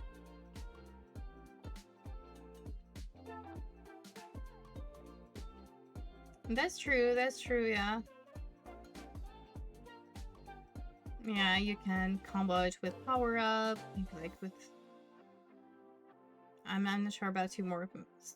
Certain teamwork, maybe? Yeah, interesting. But you know, as for now, so as far as blue archetype goes, we have Dimir, which is our control archetype with payoff on drawing second card. This like doesn't quite fit in, I would say, but alright, but I guess still okay. It's probably more of a Dimir situation rather than Simic. Maybe in Simic, which is more of like ramp counters situation, right? So maybe in Simic it's actually better. Oh, hey, celebration, let's go. Yeah. Where else? Not Is It. Is It is our artifact archetype. Azores are like, well, as I said, more of like a tempo aggro archetype. Yeah, this kind of work, but I'm not sure that it's worth it, to be honest. So yeah, like, just, you know, see at those stats and like where does it belong? Just trying to find that out. Probably somewhere on the defense side of things, or side of spectrum. Anyway, next up is Falcon, Winged Wonder, 5 mana, have a creature 3/4 with flying, avian telepathy. When Falcon enters, create a Red Wing, a legendary 1/1 Bluebird Scout creature token with flying, and whenever Red Wing attacks, surveil 1. Okay, so again, it's like pure flavor, which doesn't say to me anything, but okay. Again, I can appreciate that. And yeah, it's good. So again, it's a hero, which is relevant archetype. Probably a nice top ender for your Azorius draft deck. 5 mana, 3/4. Like basically you get for 5 mana 4 power with flying, which is nice. 2 bodies on the battlefield. Yeah, I like it. Oh, and now we're moving on to artifacts. Speaking of that, Izzet archetype, Falcon's Wing Harness, 2 mana equipment. When it enters, attach it to target creature you control. Alrighty, not bad. Equipped creature gets +1/+1 and has flying and ward 1. Equip cost is 3. This is something that I would only play in this Izzet artifact archetype, to be honest, just because, you know, it's a cheap artifact. If the artifact count matters, sure. If you have payoffs for that, yeah, but in other blue archetypes, no, just in this one. Next up is Frozen in Ice. For 3 mana, have enchantment aura. Enchant creature. When this aura enters, tap enchanted creature, and this creature loses all abilities and can become untapped. So this is our classic removal in blue. Next up is Futurist Forge, a 2 mana artifact. Again, artifact. When this artifact enters, draw a card. Already love that, right? And for 4 mana, sacrifice this artifact, draw 2 cards. Let's go. So something like this actually may be good in Dimir as well, you know, just to activate that draw 2 cards per turn. But honestly, love that. Love that. Incredible. It's going to be so good in Izzet. Next up, Giant-Sized Flying Ant. 4 mana, creature 3/2 with flash and flying.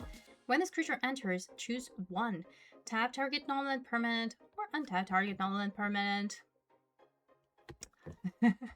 It's okay. I'd say like more like a filler category, right? Good, you know, just because there is this new teamwork mechanic, this can be better than it usually is. That's like a thing to, you know, keep in mind. Another card, another thing. We're moving on to Hydraulic Helper. For 2 mana, we have a creature artifact. Artifact creature, 2/3 with defender, and for tap add 1 blue mana. This mana can't be spent to cast a non-artifact spell. So okay, this is our artifact mana dork basically. Love that, honestly. Love stats. The fact that it's a defender, I guess I don't mind. It ramps us out, and yeah, this is going to be good, but clearly only in this particular archetype. I am Iron Man. For 3 mana instant, until end of turn, target artifact or creature becomes an artifact creature with base power and toughness 4/4 and gains flying, draw a card. Okay, we've seen similar cards before. Something like Suit Up, except for it's a 4/4, not a 4/5. Why? Why not a 4/5? But still, yeah, this card is definitely playable. Just, it all depends on the format. In Kamigawa, for example, this card, it was very good. It was just exceptional. And also in Kamigawa, we had a whole Izzet artifact archetype, so maybe it's going to be similar. And in this case, this as well is going to be more powerful. Let's see. Next up is Iron Lad, Divergent Destiny, 3 mana. We have artifact creature, 2/2, human hero, flying vigilance. You may look at the top card of your library anytime, which is nice. And it has an activate ability for tap, reveal the top card of your library. If it's an artifact card, draw a card. Let's go. Oh, this is so nice. Oh, I love this design. So, Iron Lad attacks and then gives value. Perfect. So this, so good. Yeah, just again, you have to be mindful because it's a legendary, so every other second, third copy loses its value, but I mean, still. Next up, Iron Heart, Clever Champion, 5 mana. It's a rare. 3/4 human hero with Improvise. Improvise is back, meaning that your artifacts can help cast this spell. Each artifact you tap after you're done activating mana ability space for 1. So it's like artifact connive. Flying non-creature spells you cast have Improvise. Oh, sweet. Listen, we first pick it and then just draft, just force our artifact archetype, right? This looks good. So again, not like a bomb. It is clearly a build around, but a very powerful one as well. Sweet. Next up, Justice Vance Astrobek.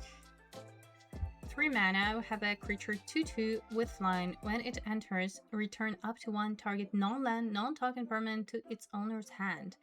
Whenever another non-land permanent you control is returned to its owner's hand, put a +1/+1 counter on Justice. And that, of course, if we... I'm thinking about something about this Futurist Forge. Let's go, Self-Bounce, huh? And if not, I guess still, it's a tempo play. If you bounce your opponent's creature, for example, it has flying, so sure. It's okay.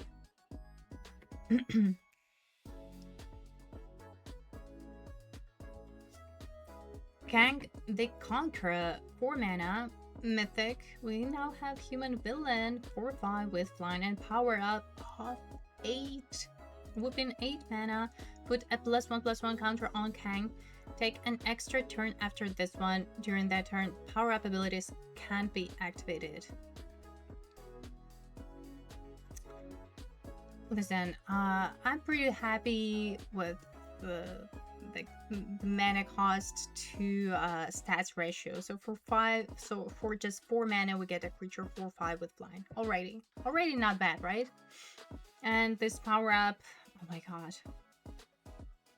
Sure. This can probably end the game.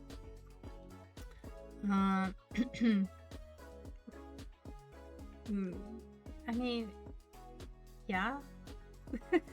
First pick, right? Mythic. Next up, Kid Loki. For 1 blue mana, we have a creature 1/1. God, hero, villain now. Again. Yeah, but Loki is complicated too, right? Each creature you control that you've put 1 or more +1/+1 counters on this turn has hexproof. Whenever you draw your second card each turn, put a +1/+1 counter on Kid Loki. So, okay. Now this is a good payoff. And this is a good payoff for that draw a second card per turn.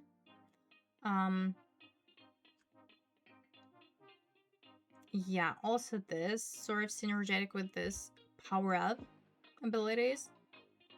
It's okay. It definitely requires work, but I guess it's like, yeah. If you can trigger that each turn, sure. Next up, Leader Super Genius. 4 mana. It's a rare 1/3 creature. If a creature you control would connive, instead you draw a card, then that creature connives. Oh, sweet. Nice. Listen, we love drawing cards, right?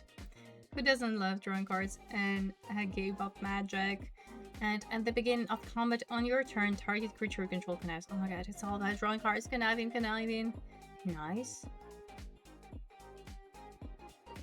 So this is like perfect. It's the perfect example of payoff and enabler in one. Love that.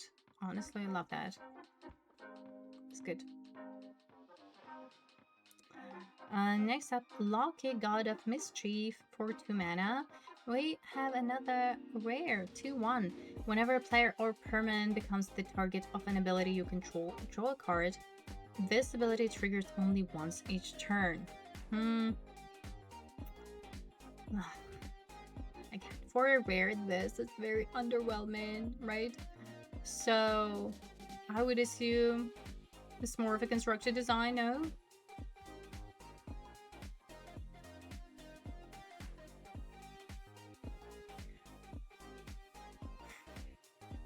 Or a player or permanent becomes the target of an ability you control. Like, we open a pack and we see that card. Like, thoughts, you think, yeah, it requires some work on its own. It's so vulnerable. Like, 2/1 for 2 mana in a rare slot. Why? How can we draw cards off of it? Hello, thank you so much for a follow. Right. Pass. Can do better. That's our first pick, I guess. Oh man. And next up, Mr. Fantastic, Reed Richards. 4 mana, 2/4, reach. Whenever one or more tokens you control enter, you may draw a card. Okay, we've seen some token generators. Nice. At the same time, this is very defensive. So if we're talking about something like Azorius, this is probably too defensive to my taste for that archetype. I don't know. Have to see. Yeah, I don't know. Again, failure. Like, it's nice to draw cards, but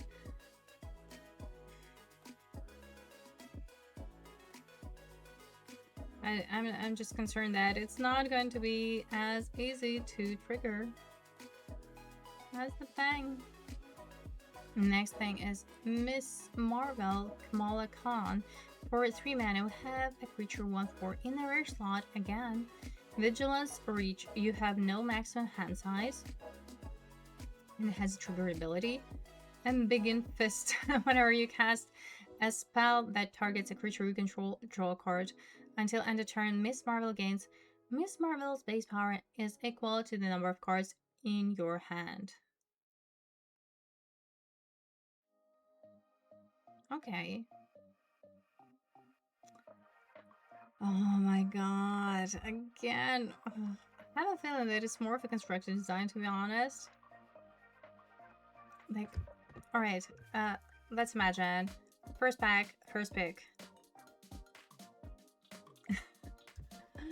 We've seen some spells that sure target your creatures. I don't know. Maybe. Again, my concern is that, okay, I'm thinking about Azorius, and I'm thinking that it is an aggro archetype, and this doesn't speak aggro to me at all.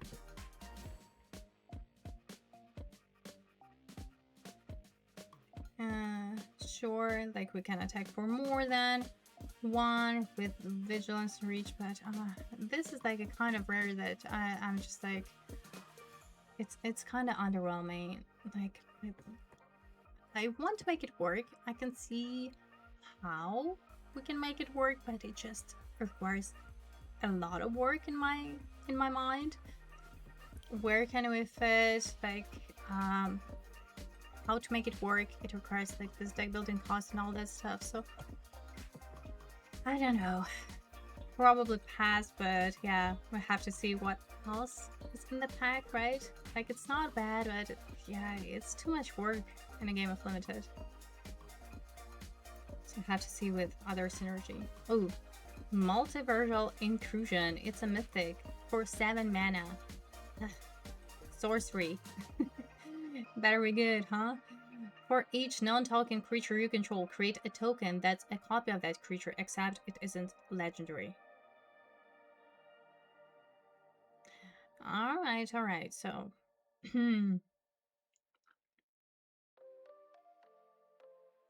if we have a board. So, okay, you know, like, my thought process. Where does it fit? Which archetype? Again, probably... What? Is it? But most likely Azorius, right? So you have to play like a decent amount of creatures.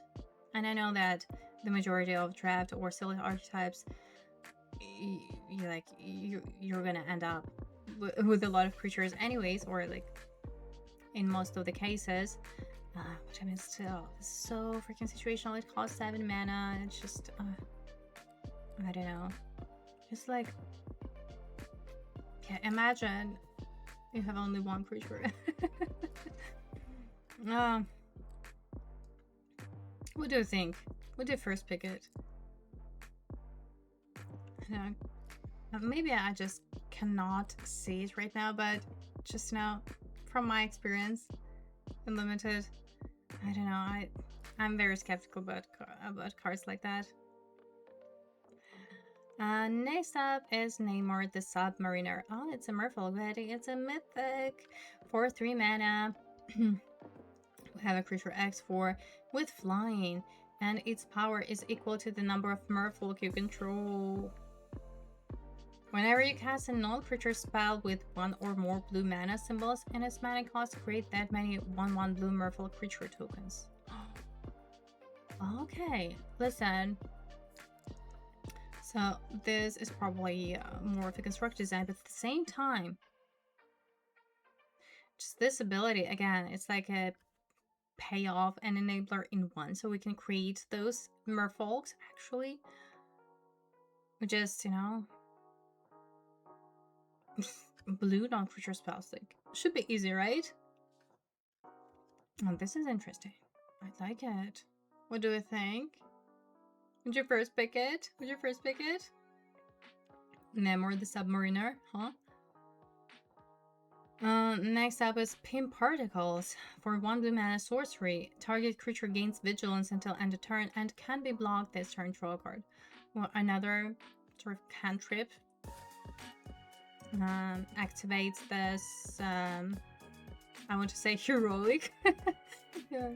But we do have like this effect, payoffs on when you target a creature. So yeah, again, probably Azorius. This cantrip, so playable, but you know, you have to see, depending on an archetype. Next up is Rewrite History, and it's a plan. It's a plan in blue. Enchantment, new enchantment type plan. 3 mana. Whenever 1 or more creatures you control become tapped, draw a card, then discard a card, and put a plan counter on this enchantment. Right, I feel like this effect is better, even though like it costs more than the white one. When the 4th plan counter is put on this enchantment, sacrifice it. When you do, return up to 2 target instant and or sorcery cards from your graveyard to your hand. Okay. Again, how you can activate it. Teamwork. Teamwork helps. with that, not necessarily just attacking, right? Alright, which means that you can actually get to this fourth encounters faster compared to the white one. And the effect is good. Okay, listen, I like this one better. I'm still like a little bit skeptical about these cards, but still. Next up, Secret Invasion. For 3 mana, have a rare enchantment aura. Enchant creature you control. When this aura enters, exile up to 1 target creature other than enchanted creature until this aura leaves the battlefield. Enchanted creature becomes a copy of that creature until the aura leaves this battlefield, and an enchanted creature has ward 2. It's like a lot of tags, so basically like we create 2 creatures that oh my god, this, I don't know. I'm trying to think in what scenario, in what situation it would be good.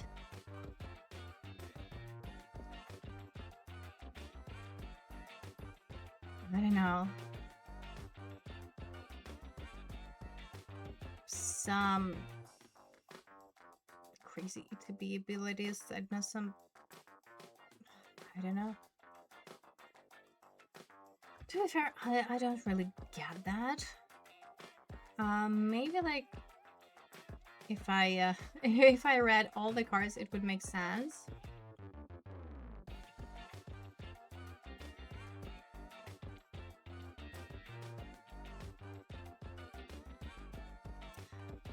But you have to enchant creature you control. You cannot enchant your opponent's creature. Exile.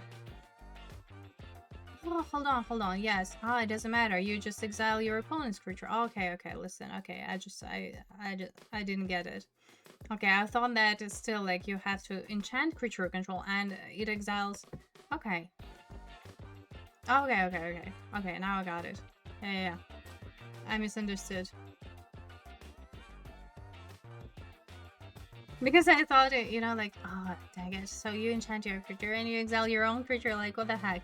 No. I misread it. Oh, that's nice. Okay, yeah, now I see. Yeah, copying your opponent's bomb is pretty nasty, right? Mm-hmm. Yeah, okay, yeah. Alright. This is why I love, doing this first impressions and limited set reviews live, because we can discuss it. And yeah, like when you first read something, yeah, sometimes it's hard to get it right, maybe, or like sometimes you just misread things. Yeah, no, this is definitely good for sure. First pick, right? Next up is Shield Deployment Drone, and already I can see the next card is also Shield, so we're going to have all those artifacts. For 3 mana, artifact creature robot, 2/2 flying. When it enters, create a 1/1 white soldier creature token. Amazing. Honestly, again, thinking about this, is it archetype? Great. Next up, and this Shield Flying card is a rare. For 3 mana, we have Artifact Vehicle 3/3 with Flash and Flying. When this vehicle enters, exile up to 1 target creature you control. Okay, now we're exiling our own creatures. Alright. Return that card to the battlefield under its owner's control at the beginning of the next end step. So, okay, we're blinking our own creatures. And crew 1. Alright, this can be pretty cheeky, pretty neat. Saving your creature from removal. You can use it like that. Or in combat, also, like, I don't know, champ buff and like blink your own creature. Maybe it has a cool ETB effect, and then you can, just double up on that. Alright. The thing is that it's rare.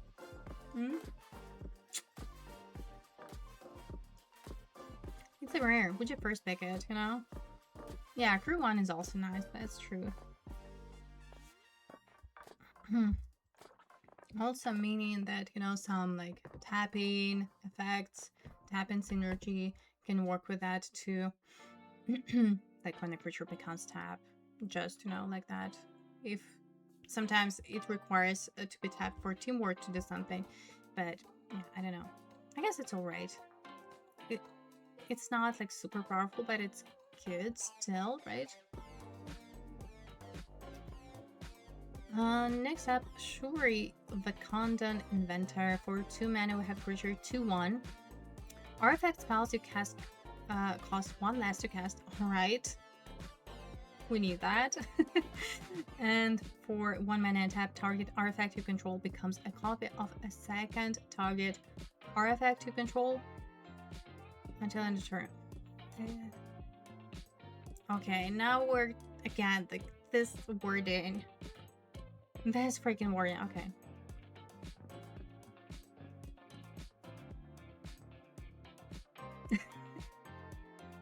Of a second target artifact you control. Oh my god.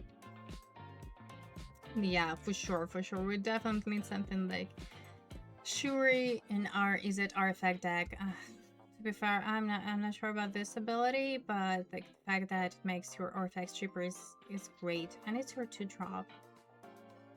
Yeah, like to be fair, like it's like a little bit confusing to me. Like as a non-native speaker, this like a little bit confusing, even though like I speak very well English. Or I speak English very well. Still, sometimes, you know, some wording is just, you know, hard to get. And I feel like in the recent sets, there are a lot of tags, right? And next up is Stature Size Shifter. For 1 mana, we have a creature 1/1. It can't be blocked if her power is 1 or less. And it also has power up of X and double blue. Put X +1/+1 counters on Stature.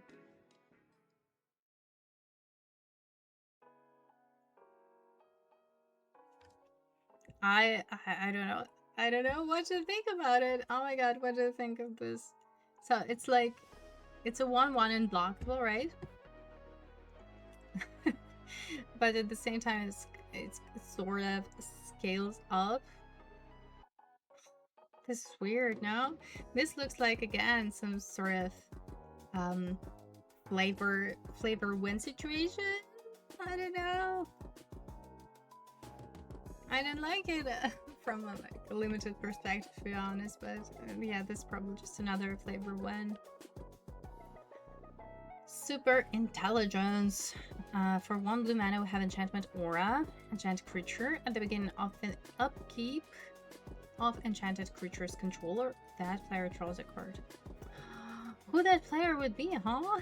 I wonder. Okay. And then that's an interesting wording that you can enchant any player, basically.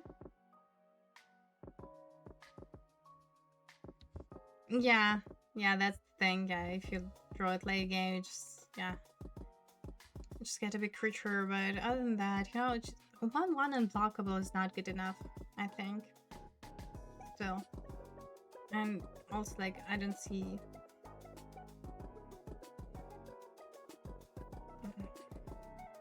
Probably just no, to be honest. I don't know. And Super Intelligence, sure. So, speaking of auras, well, I think this is better. It's just... Yeah, you have to... You have to wait a turn for it to work, which is not great. But at least it's a cheap aura, and... Yeah, still, like, you know, a little bit cheesy. Yeah. Next up, Super Suit.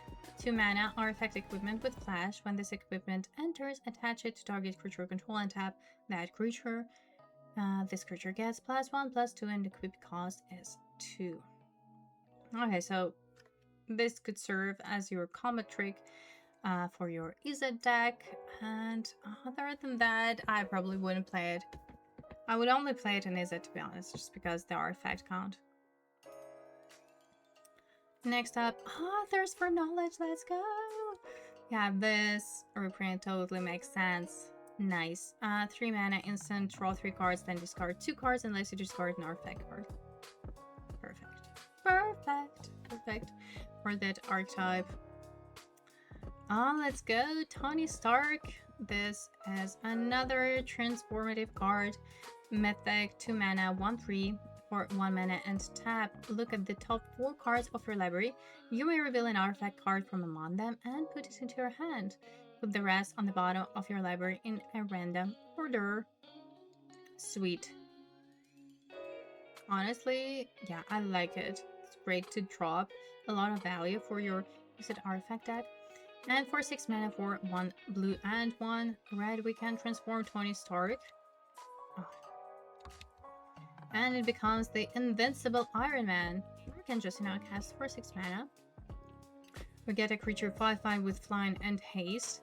At the beginning of combat on your turn, you may put an artifact card from your hand onto the battlefield. If it's an equipment, attach it to the Invincible Iron Man. This is incredible. This is just, chef's kiss. Easy bomb, perfect bomb for your archetype, artifact deck. Amazing. I love that. Great. Snap, first pick.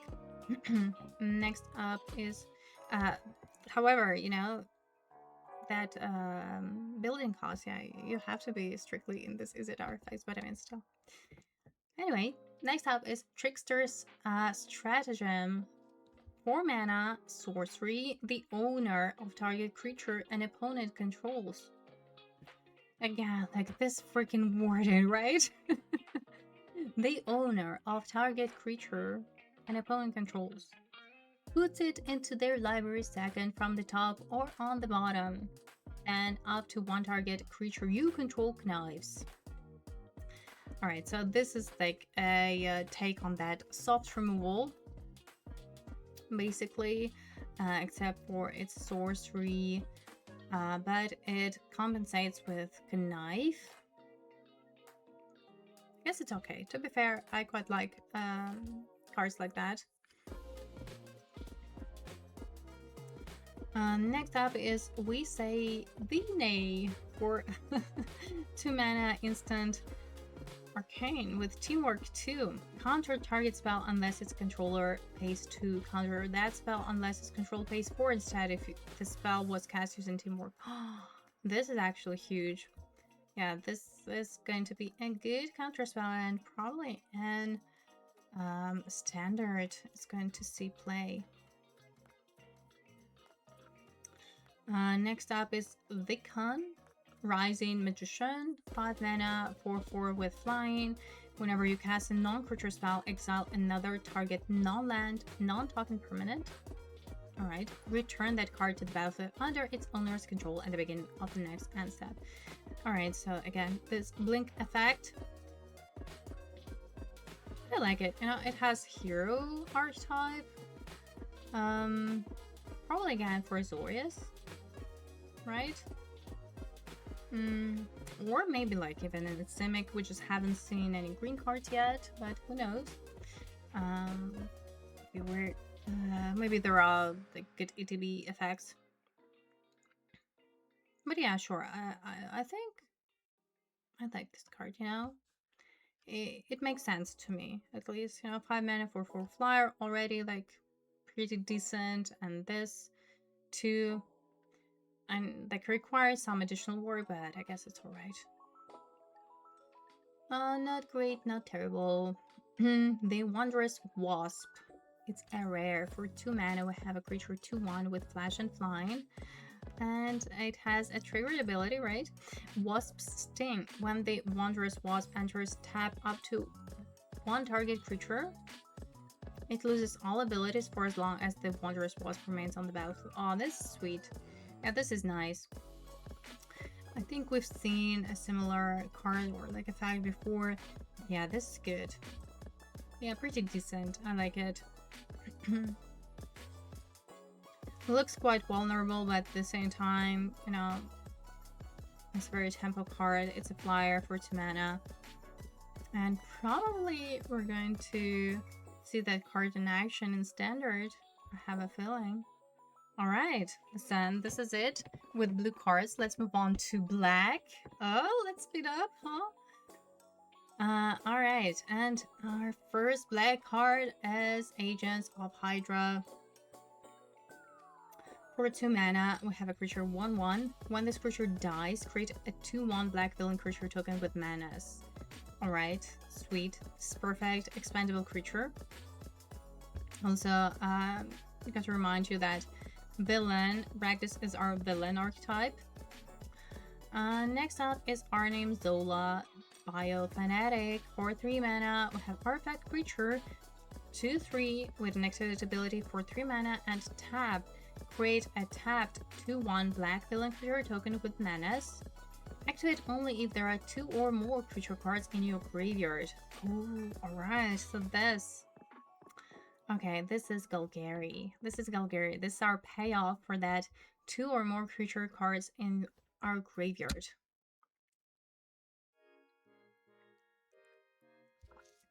Okay. Listen. This looks a little bit slow, but at the same time, you know, just creating these tokens each turn, I guess it's fine. A tad slow. Next up is Baron Helmut Zemo. For triple black, we'll have a creature 3/3 in the rare slot. Whenever you cast a black spell from your hand, it connives. Baron connives. Oh, has boast. Exile any number of black cards from your graveyard with 15 or more black mana symbols among their mana costs. Copy those exiled cards. You may cast up to 3 of the copies without paying their mana costs. Oh my god. What? So first of all, triple black, huh? And this mana cost is extremely difficult in limited. So what? If we play this, our deck has to be like heavily in black. Mono black. Oh my god. And also like 15 or more black mana, so it has to be mono black.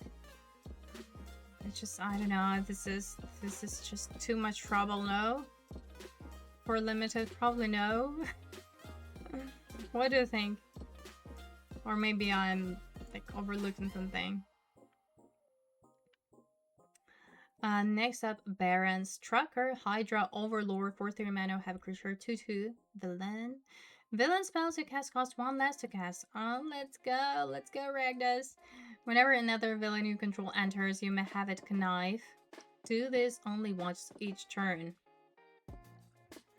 Okay, I guess this, yeah, this is good in our Ragdus archetype, which is based on this villain typo.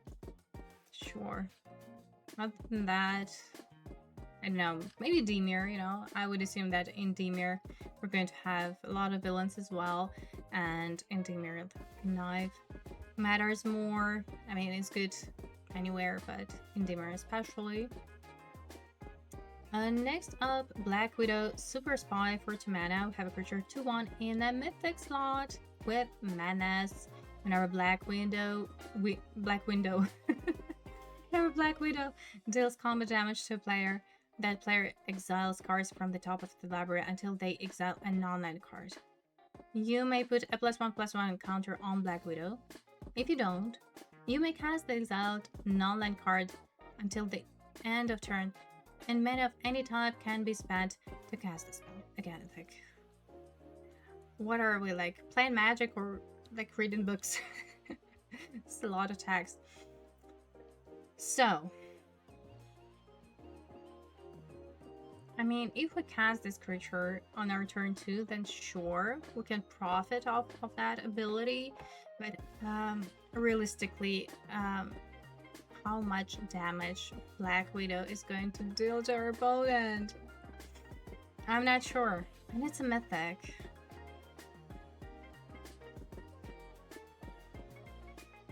I mean, I would still first pick it. that it's not a bomby bomb, like it's a solid creature. It kind of bums me that it's a mythic, you know? Otherwise it'd be like great to drop. I don't know, what do you think? What do you think about Black Widow?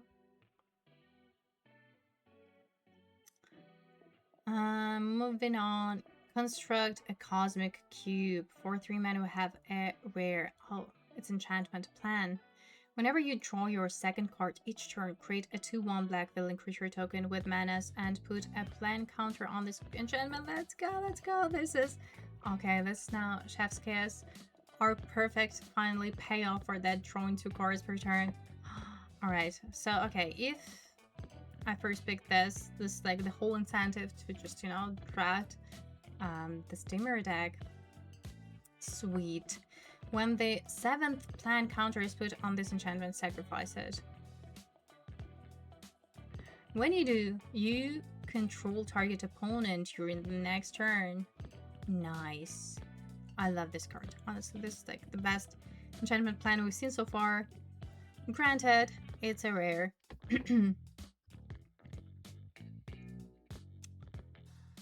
Yeah, nice. Next up, Crossbones Malicious Mercenary. 4 mana, 3/3 with Death Touch. It's a villain. Whenever another villain you control enters, put a +1/+1 counter on Crossbones. He deals 2 damage to its opponent. This ability triggers only once each turn. So again, perfect payoff for that villain typo thing. 4 mana, 3/3 Death Touch. You know, sure, I actually like it. So usually something more than 3 power with Death Touch. It's like 2/1 trade, or you know, it trades off with like a big creature for opponent, which is also good. And the ability is nice, you know, you're putting counters, making it bigger, dealing more damage to your opponent. Nice. But again, very specific to this archetype. Next up is Cruel Alliance. For 3 mana, we have Sorcerer with Teamwork 2. Exile target creature with mana value 3 or less. If this spell was cast during, using Teamwork, instead exile target creature and you gain 3 life. Sweet. So for Teamwork 2, we have to tap any number of creatures we control with total power 2 or more. It's like an additional cost. Nice. Yeah, good removal, as you would expect from black, right?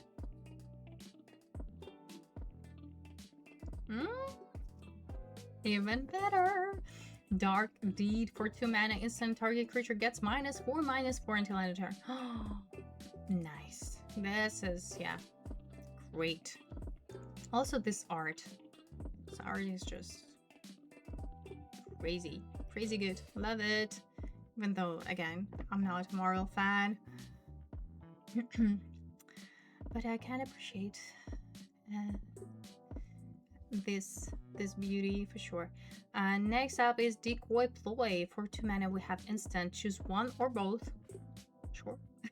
Return target villain card from your graveyard to your hand, and or return target hero card from your graveyard to your hand. Nice. And we've seen there are actually some hero villains at once. Okay. I quite like it. Probably this set, you know. Okay, it's too soon to talk about the speed of the format, especially that I haven't seen all of the cards. But if it's not too fast, this can be very good card in a grindy archetype. Probably just, yeah, Ragdas and Golgari though. The fact that it's an instant, really okay. Alright, next up, Dr. Doom. For 6 mana, we have a creature 3/3 in a mythic slot. When it enters, create 2 3/3 colorless robot villain artifact creature tokens named Doompot. As long as you control an artifact creature or a plan, Dr. Doom has indestructible. At the beginning of your end step, you draw a card and you lose 1 life. Okay, so this is like a bomby bomb unlimited. This is just Whoa, crazy. Sweet. So for 6 mana, we get like 3 bodies, 3/3. 6 mana, 9 power, and we're drawing cards. Oh my god. What else? What else can we wish for? Incredible. Yeah. This is probably like the best mythic / rare that we've seen so far.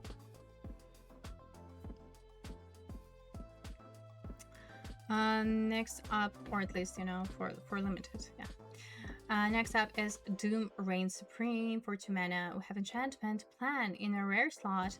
Whenever a villain you control enters, each opponent loses 1 life and you gain 1 life. Put a plan counter on this enchantment. When the 5th plan counter is put on this enchantment, sacrifice it. When you do, target opponent exiles the top 5 cards of their library. You may cast up to 2 spells from among the exiled cards without paying their mana cost.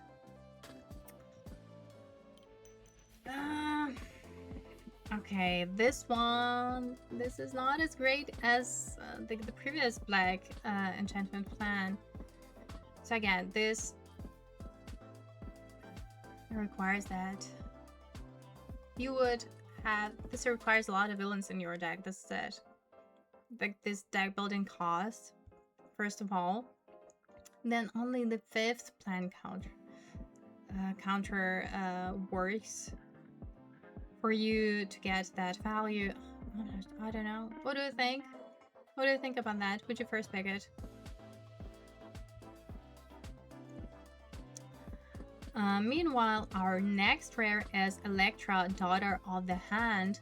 For 4 mana, we have a creature 3/3 with Sneak.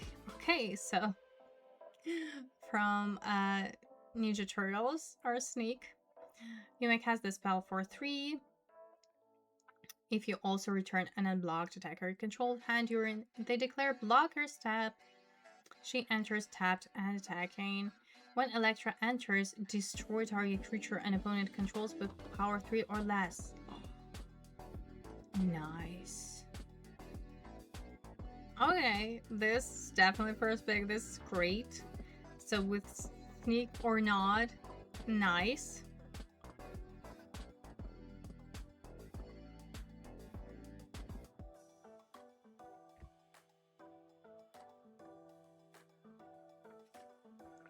Nice. And the art is just, yeah, so beautiful. Next up is Grim Reaper, Lethal Legionnaire. For 4 mana, we have a human villain for 3/4. With whenever Grim Reaper attacks, you may pay 4. When you do, return target creature card from your graveyard to battlefield, tap and attacking with a finality counter on it. Listen, not bad. Okay, not bad. This could be something. Probably more for a Golgari, but I can see how it would fit Ragdos as well. Okay, interesting. Like, I mean, again, it makes sense to me. You know, you cast it 3/4, all right. Definitely like decent stats to attack, to block, and then maybe it's going to be enough to attack just once. I don't know. This can be scary, I think. Next up, Hour of Defeat. 4 mana instant, destroy target creature, surveil 1. Perfect. This is your like premium black removal for sure. Next up, Hydra Infiltration. 4 mana enchantment. When this enchantment enters, target opponent discards 2 cards. Whenever a creature you control attacks alone, target opponent loses 1 life and you gain 1 life.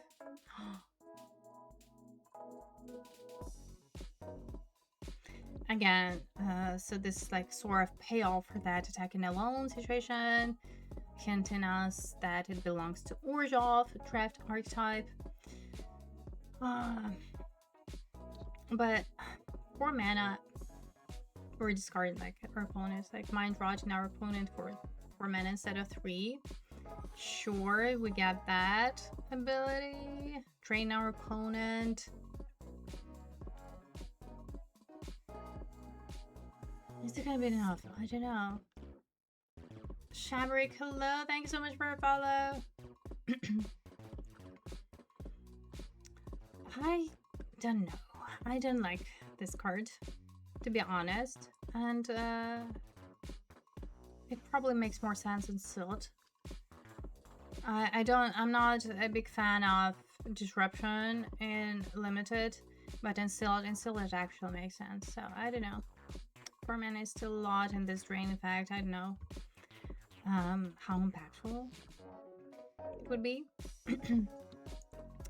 Next up is Hydra Troopers. For 3 mana, we get a creature 3/2 villain.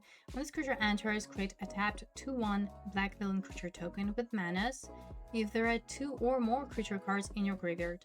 Otherwise, mill 2 cards. So I think it's good, you know? This is what you need for your Golgari deck. Because, you know, if you meet this condition, then great, create a token. If not, it helps you to fill the graveyard, so I quite like it.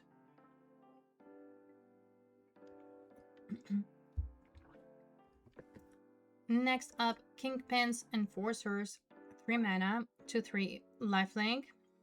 It has an activate ability for 3 mana, sacrifice an artifact or creature, draw a card. Sure.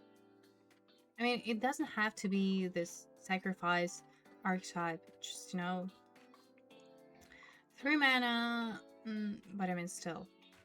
You can activate any time. Nice. It has lifelink also, alright. So, yeah. It's decent, sure, and it's a villain. Next up is Claw, Sonic Subjugator. For 3 mana, we have a creature 2/2 with Sonic Attack. When Claw enters, target player reveals a number of cards from their hand equal to 1 plus the number of creature cards in your graveyard. You choose one of them, that player discards that card. Oh my god. Okay, so this is probably better in the late game. Late-ish, like middle to late game, right? And in your Golgari archetype, where you interact with your graveyard or like deliberately fill your graveyard. Otherwise, yeah. 3 mana to 2. Not good enough. Same time, it's a villain, so I don't know. You have to see this probably somewhere right now. So like a filler category, or you know, quite specific to the archetype again. Next up is Madame Masque, a 5 mana 3/2. When Madame Masque enters, she connives. Let's go. Whenever you draw your second card each turn, create a 2/1 black villain creature token with manas. Okay, this is perfect payoff. So now, like, the mana cost makes sense, right? This is great. Okay, so for 5 mana, what we get actually a 5 power and 2 creatures. So this is sweet. It's like a payoff and a enabler in one. I like it. And it's a villain. And we're creating more villains. Next up, the Masters of Evil. For 6 mana, we have a creature 5/6. Other villains you control get +2/+1. And it has an activate ability for 2 mana. Discard this card, search your library for a plan card, reveal it, put to your hand, then shuffle. Oh, it's like a tutor for a plan, which is also sweet, you know? Sure, I mean, it could be a nice like, top end for your villain deck. Yeah. What is that? Modok? M-O-D-O-K? 5 mana villain in a mythic slot, 2/2 with flying and lifelink. Mental Organism. Pay 3 life. It connives. Activate only during your turn. Also designed only for killing. Creatures your opponents control get -1/-1. Oh, nice. Nice, nice, nice. Okay, oh, again. Sadly, I'm OD, okay? Modok doesn't like ring a bell to me. But again, I can appreciate like the design and the flavor they brought with this card. Who do you first pick it? This is like an interesting one. For 5 mana, yeah, like our opponent's creatures like permanently get -2/-2. Listen, it's good, right? Yeah, it's like easy first pick. Yeah, you pay like 3 life at the same time. You're conniving. It's energetic with other stuff. It has lifelink. It has evasion. Sure. But, yeah. Yeah, without but.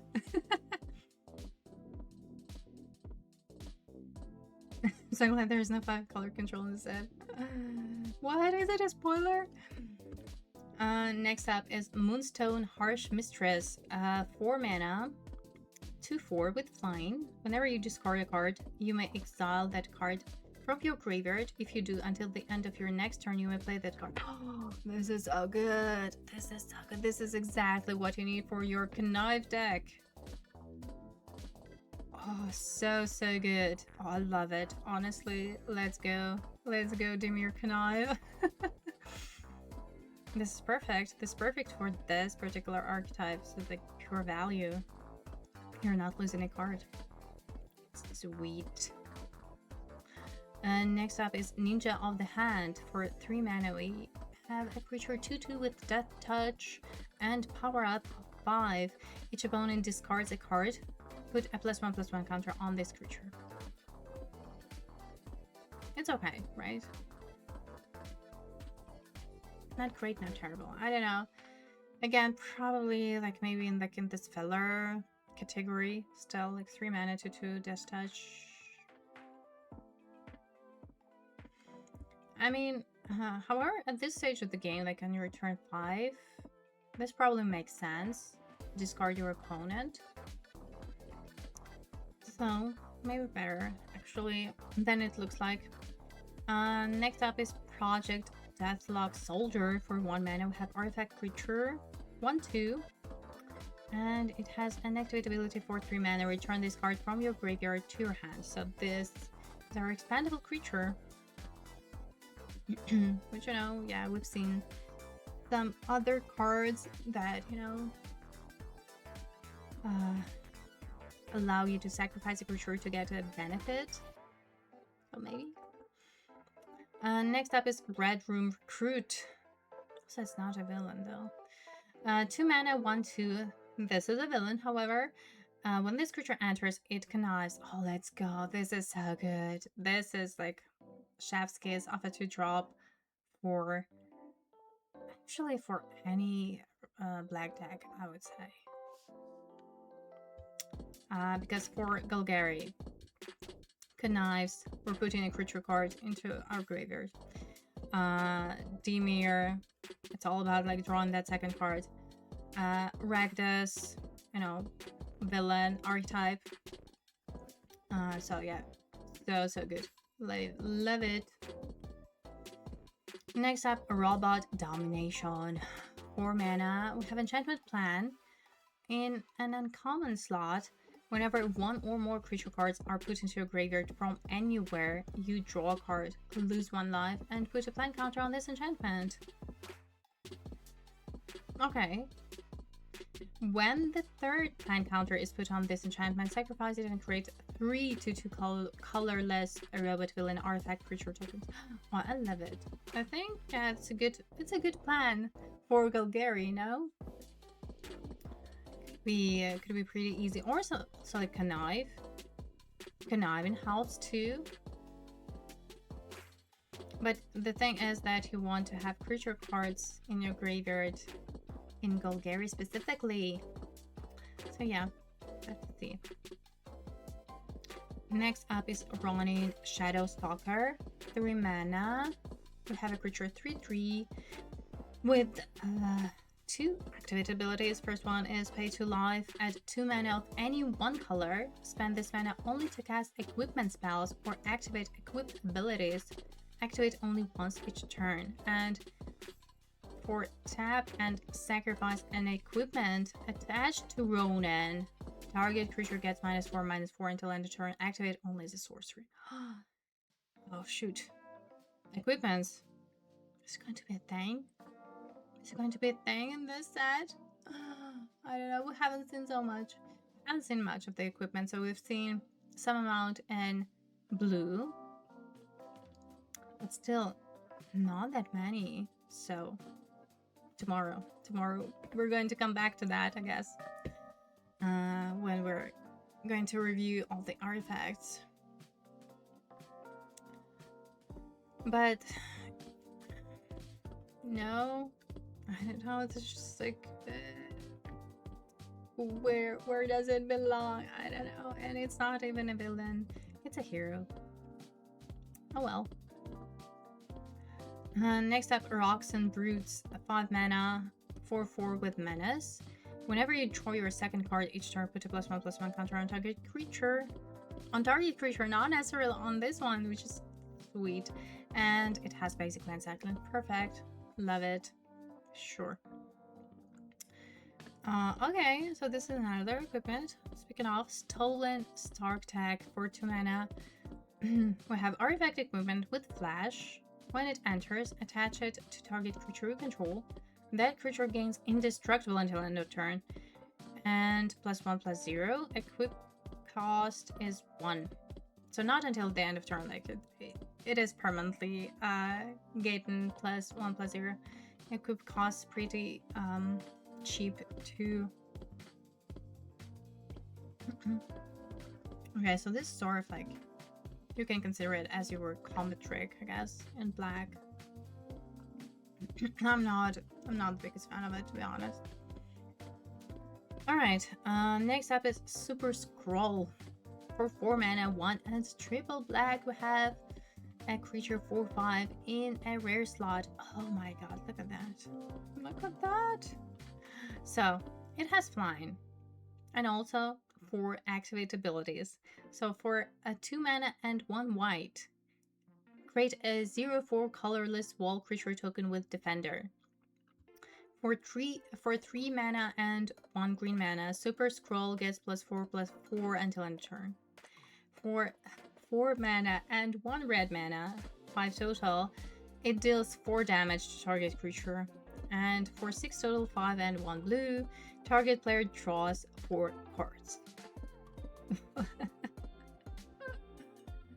Oh wow. There's 5 color control cards. Yeah.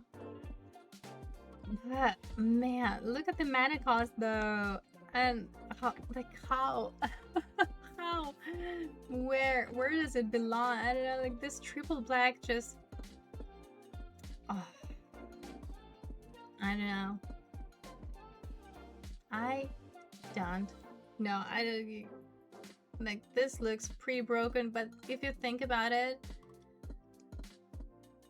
at what point of the game, like when realistically you're going to cast that, and how can you activate it? Okay, so let's forget about all of the abilities, right? If we are in Ragdas, good, right? If we are in Demir, also pretty sweet. Galgari, also nice. Orzhov, no, not so much. I don't know. If somehow, like, maybe we have access to treasures and whatnot, we can combine some of those abilities, and yeah, but it's all good except for the initial mana cost, to be honest. That's like, I don't know. Did you first pick it? Like, triple black, it's kind of like puts a lot of strain on your mana base, to be honest. This mana cost. At the same time, I think it's probably still worth it. But you have to be like very much in black. Next up is Swordsman, Sharp Scoundrel. For 2 mana, we have a creature 2/2. Whenever another villain you control enters, attach up to one target equipment to control to target creature control. Okay, listen, there is a thing. It cannot be just, you know, a one-time thing.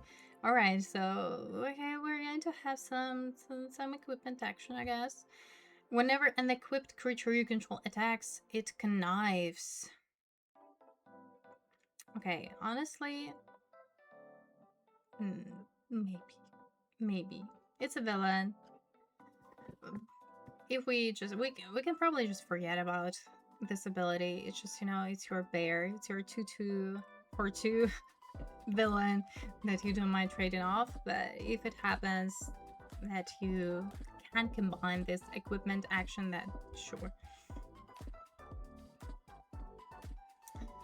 Next up is Thunderbolt's Conspiracy, 4 mana enchantment in a rare slot with flash.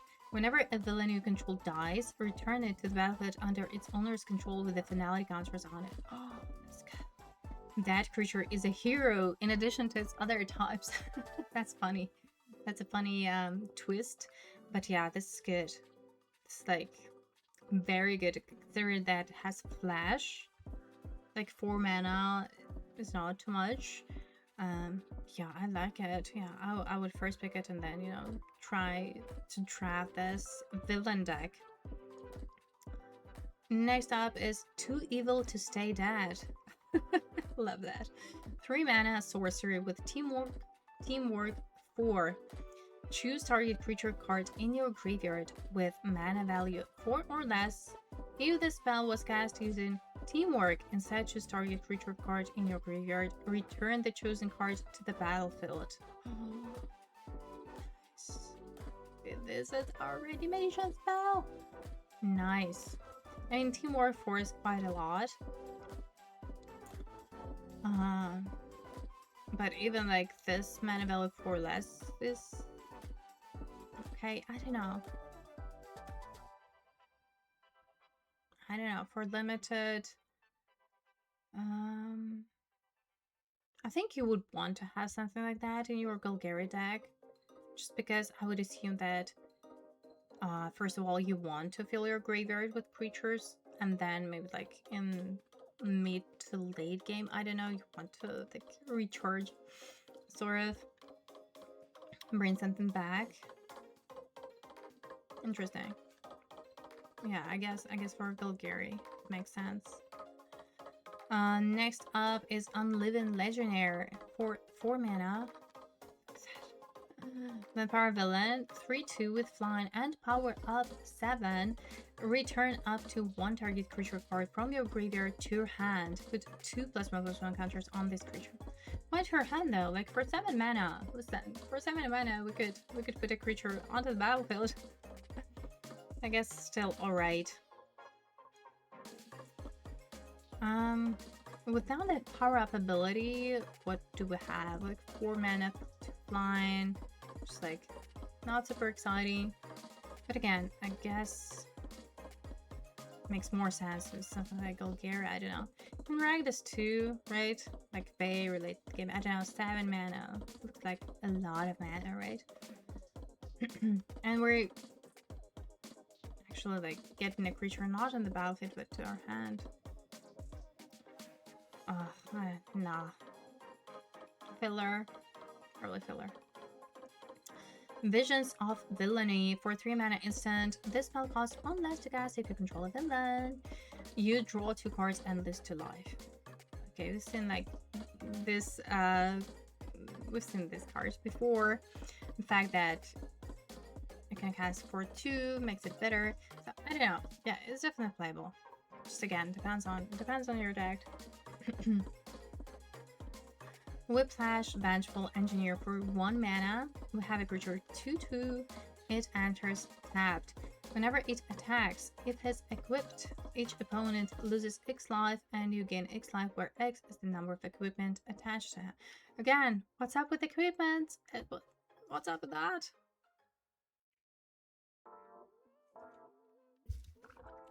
I mean, still, like, for 1 mana, we have a 2/2 creature, even though it enters tapped. Ragnas is allegedly an aggro archetype on villains, so But again, be conscious, it's a legend. Next up, Widow's Bite for 2 mana instant with Teamwork 3. Choose one. If the spell was cast during Teamwork, choose both instead. Target creature gains Death Touch until end of turn, and or target creature gets -2/-2 until end of turn. Yeah. So I guess like the baseline is just, you know, -2/-2 for 2 mana, which is good. Clearly. And then Teamwork, I guess, is just a bonus. Yeah. Nice. Alright, and our last black card is Yellow Jacket Heartless Mordor. For 2 mana, we have a 1/2 villain with flying. Whenever another villain you control enters, it gets +1/+0 and gains lifelink until end of turn. You know, nice to draw for that archetype, and it's that archetype only, right? And first card is Avengers Disassembled. For 3 mana, we have a sorcery, choose one or both. It deals 3 damage to each creature and destroy target land. Its controller may search their library for a basic land card, put it onto the battlefield tab, then shuffle. Oh my god, let's go! Nice. So it's a rare, actually. And yeah. Would you first pick it? I think I would, you know, it's like, yeah, pretty nice sweeper. And yeah, my thoughts were, I don't know, on standard, you know, I was like, wow, that's, yeah. I'm just going to do something on like a land destruction is also, could be pretty neat. Anyway. The question is, would you first pick it? I probably would, you know? It's hard to, you know, to go wrong with sweepers. Like the second ability is not going to be relevant limited, so that's why it's definitely a constructed design still. Next up is Blazing Crescendo. For 2 mana instant, target creature gets +3/+1 until end of turn. Exile the top card of your library until the end of your next turn. You may play that card. Oh, we do have a reprint, right? It's a reprint from Pyrexia, if I'm not mistaken. Oh, this is great. Also, like, I just remember this card just, you know, was smashing. It was so good. And I guess, like, in something like Boris, it's going to be crazy good. But again, you know, you have to see which deck you're playing. Ooh, Crimson Operative, 4 mana. This is our, is it? 3/2 artifact creature with prowess. When this creature enters, exile the top card of your library. Until the end of your next turn, you may play that card. Okay, yeah. It's decent, for sure. It adds to this artifact count. Yeah. And honestly, maybe even like in Boris, since it has prowess, so. Next up is Death to Our Enemies, 3 mana. Enchantment Plan, this is our first enchantment in red.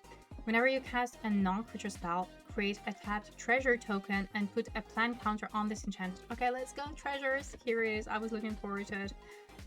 When the 4th plan counter is put on this enchantment, sacrifice it. When you do, it deals 7 damage divided as you choose among 1 or 2 targets. Oh, nice. I like it.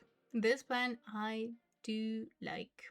I think it's good, definitely. Like, again, which deck probably it would suit the most? I guess something like, is it? More is it than Boris, right? Next up is, however, you know, like in Boris, allegedly you should have a lot of non-creature spells, and this as well is also a non-creature spell, which triggers prowess, so. Anyway, next up is Evil's Thrall for 3 mana sorcery. Oh, it's a threaten. Gain control of target creature until end of turn. If you control a villain with greater mana value than that creature, gain control of that creature until the end of your next turn instead. Ooh. Untap that creature gains haste until end of turn. Oh, that's a nice wording. It's nice upside to your usual threaten, I would say. But yeah, still, like, it's either you have to be like super aggressive, or you have something to dispose with. I mean, something to dispose of that creature, of your opponent's creature later. Sacrifice effect. Right. Next up, Fin Fang Foom. Oh my god, like me, like a person to whom it doesn't like speak at all, it doesn't ring a bell at all. Like, this looks just absolutely ridiculous. 4 mana, 3/5, alien dragon villain in a rare slot with flying. Whenever you cast an instant or sorcery spell that targets an artifact or land, copy that spell. You may choose new targets for the copy. Put 2+1/+1 counters on Fin Fang Foom. Fin Fang Foom. Love that. The targets an artifact or land. I'm gonna listen for 4 mana, 3/5, flying. I guess it's like already good. That ability is a bit strange, but at the same time, you know, spell that targets an artifact. Is it? So we're first picking it and drafting it. Easy, right? Ooh, another rare. Hawkeye Master Marksman, 2 mana, 2/2. First strike, reach. Trick arrows. Whenever Hawkeye becomes tapped, you may pay 1 up to 3 times. When you do, choose up to that many. Nice. So, net, target creature can't block this turn. Explosive, Hawkeye deals 2 damage to target player. Boomerang, discard a card, then draw a card. Oh, this is sweet. Nice. First strike, reach. I love it. This is very, very neat design, actually. I think both for limited and constructed, to be honest. Oh, Johnny's Red in the Dark. Hello, hello, welcome. Thank you for your raid. How are you? Right, we're talking all the new cards today. Usually, I stream my gameplay on Magic Arena or Magic Online. But this week is all about Marvel Superheroes set. Oh, I'm sorry. I didn't shout out correctly.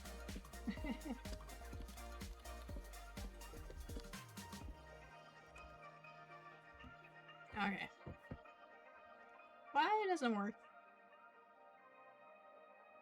Aw, thank you so much. Thank you, appreciate it. Why the heck it didn't work?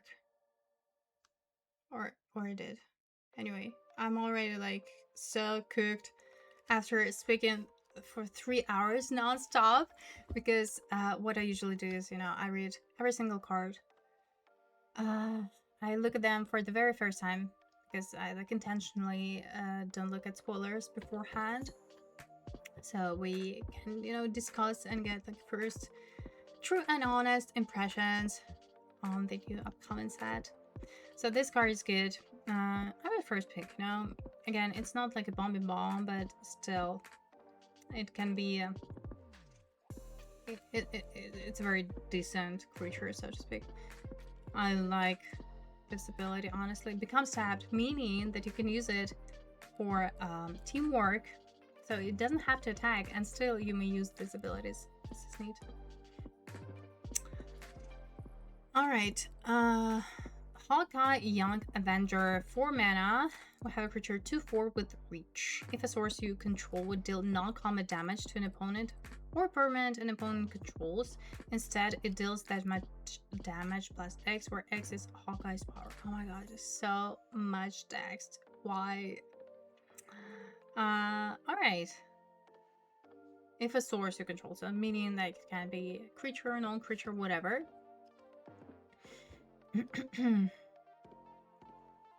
Alright, I get it. So baseline, any damage plus 2, which is the base power. of Hawkeye Young Avenger. What do you think about it?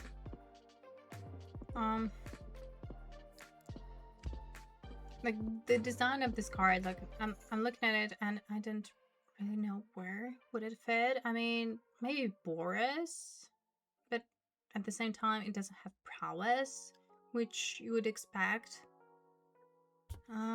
It's quite defensive. It has reach and access to 4 mana. The ability is pretty nice, but I don't know.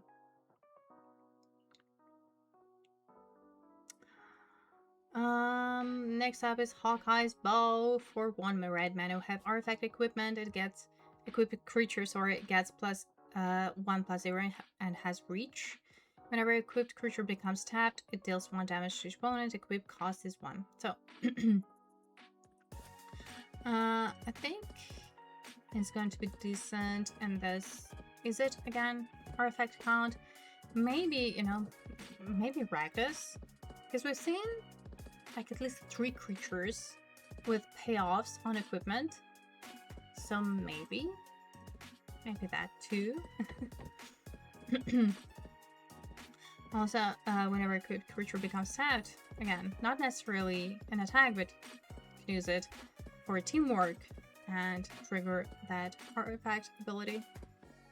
Alright, Hex Magic, 3 mana, sorcery, exile all the cards from your hand, then draw that many cards. Until the end of your next turn, you may play cards exiled this way.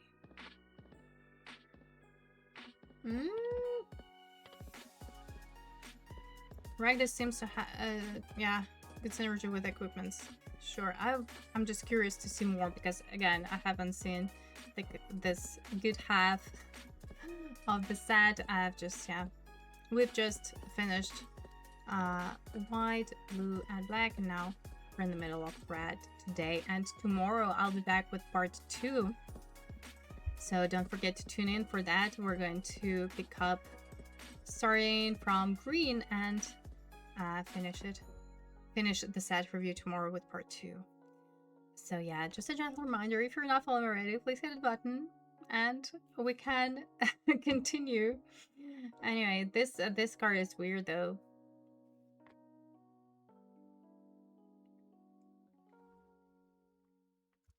I don't know.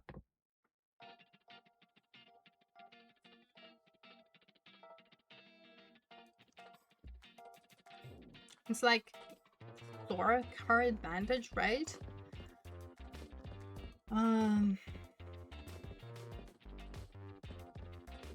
Maybe. This is an interesting card, to be honest. I'm just, yeah. No.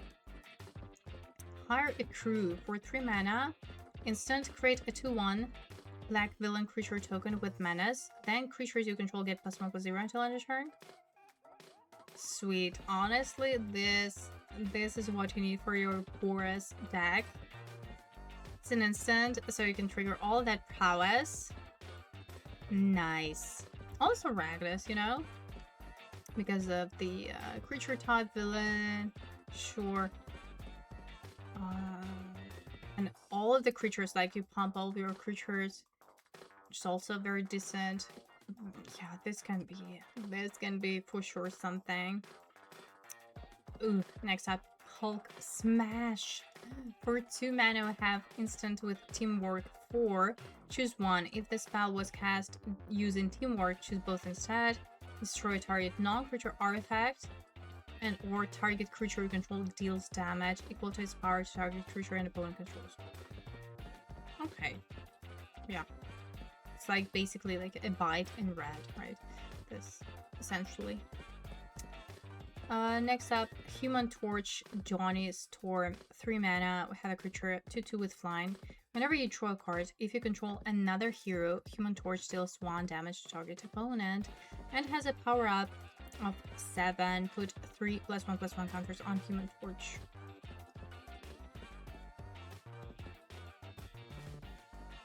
Yeah, it looks pretty nice, you know? Where would it fit though? Another hero. I have a lot of heroes in white, probably in green. probably like all these power-up spells, they belong to Gruul. Next up is Hydra Assault Robot. For 2 mana, have a creature 1/3 artifact creature. Whenever another villain and or artifact you control enters, this creature deals 1 damage to target opponent. Okay, so this is like a hybrid. Assault Robot is both for Ragnas and Izet. Okay, good. Next up, Iron Fist Living Weapon. 3 mana, creature 2/3. It's a hero. Whenever you cast a spell that targets a creature you control, Iron Fist gains tap. Iron Fist deals damage equal to his power to any target until end of turn. Interesting. So this can... any cantrip, basically, any pump spell can become like a removal spell with this one. Interesting. And also like to any target. Nice. Next up, Jessica Jones, Private Eye. For 3 mana, have a creature 2/3 again. For tap, put a stun counter on Jessica Jones. Exile the top X cards of your library, where X is Jessica Jones' power. You may play those cards this turn. Alright. So this is like what, oh my god, it was in Amonkhet, this ability, right? It reminds me of that. I don't know.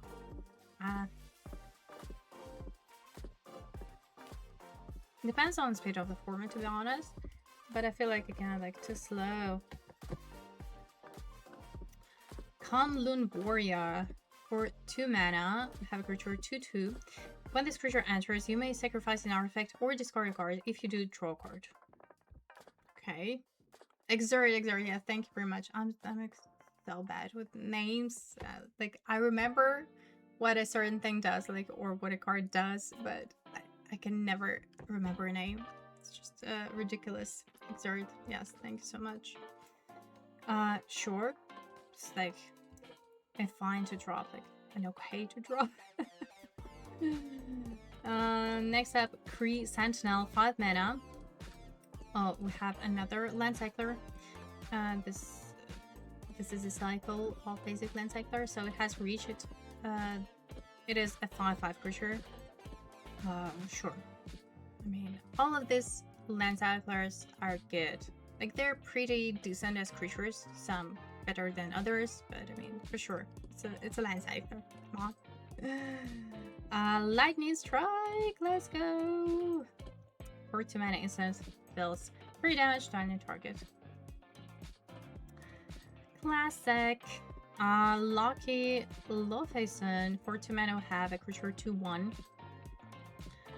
With an activated ability for 1 mana and tap, when you next cast an instant or sorcery spell with mana value less than or equal to Loki's power this turn, copy that spell. You may choose new targets for the copy. And it also has power up of 5, put 2+1/+1 counters on Loki. Is it a bomb? I don't think so. I mean, mana value less than or equal to Loki's power. So, what can it be? If it's a Lightning Strike, then yeah, it is pretty sweet. But, you know, just pick the baseline. It is probably better in the mid to late game, I would say, than as your 2-drop. At the same time, you know,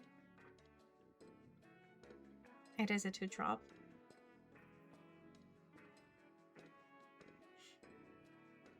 Yeah, in that sense, true, but I just think that it is quite slow. That's like the thing. 2 mana or less, maybe not as impactful. Again, depends, right? Like, if you have a bunch of lightning strikes, sure, great. Then, if it's already powered up, meaning that, you know, it increases to 4, then it gets better. My concern is that I don't know. It's just a tad slow. It is an interesting thing. Maybe it's better than I think. Just I feel like it's just kind of slow. Maybe in the right deck it's going to be good, but you know, like, where does it belong? I feel like it belongs to Cruel. Just again, just based of that power up. It's not for Izzet, because Izzet is based on this artifact synergy. Maybe Rakdos, you know, it fits like the creature type, and I guess in Rakdos you're probably gonna end up with a lot of removal, so maybe in Rakdos it makes sense too. I don't know. Next up is Machinesmith Automaton. For 3 mana, we have a robot 2/2 artifact creature with trample. Whenever another artifact you control enters, put a +1/+1 counter on this creature. Okay, this is like... this is okay. This is probably something you want to have in your Izzet deck at the same time.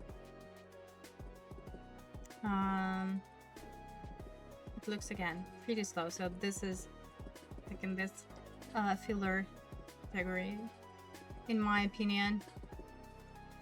Next up is Misty Knight, hero for hire. For 2 mana, we have a creature 3/1 with an activate ability for 2 mana and tap, discard a card, draw a card for each card you've discarded this turn. Which is 1, like the baseline in a game of limited. Alright, yeah, this is interesting. But I don't like that you have to pay 2 mana. You have to pay 2 mana to do that. It's a hero. Again, the question is, where does it belong? It's not a villain. I mean, you can still play it in Rakdos, but I don't know, too slow in my opinion. And also like 3/1, I mean, it's okay, kind of aggressive, but you can forget about the ability. I don't know. Filler. Oh, cycle we have, but it's so late in the game, right? Maybe. But you know what? Maybe it's a good point, in the sense that, you know, if you draw, for example, this card like mid to late game, it's not useless. It's like a mana sinker in a way. I don't know. Ooh, it's a mythic. Mjolnir, Hammer of Thor. 4 mana, legendary artifact equipment. When it enters, it deals 4 damage to up to 1 target creature. Alrighty, good. Double all damage equipped creature would deal. Let's go. Equip worthy 1. A creature is worthy if it's a legendary non-villain that's red and or white. Oh my god. And for 3 mana, discard this card. It deals 2 damage to each creature. Oh, this is a lot. This is a lot. It is so good.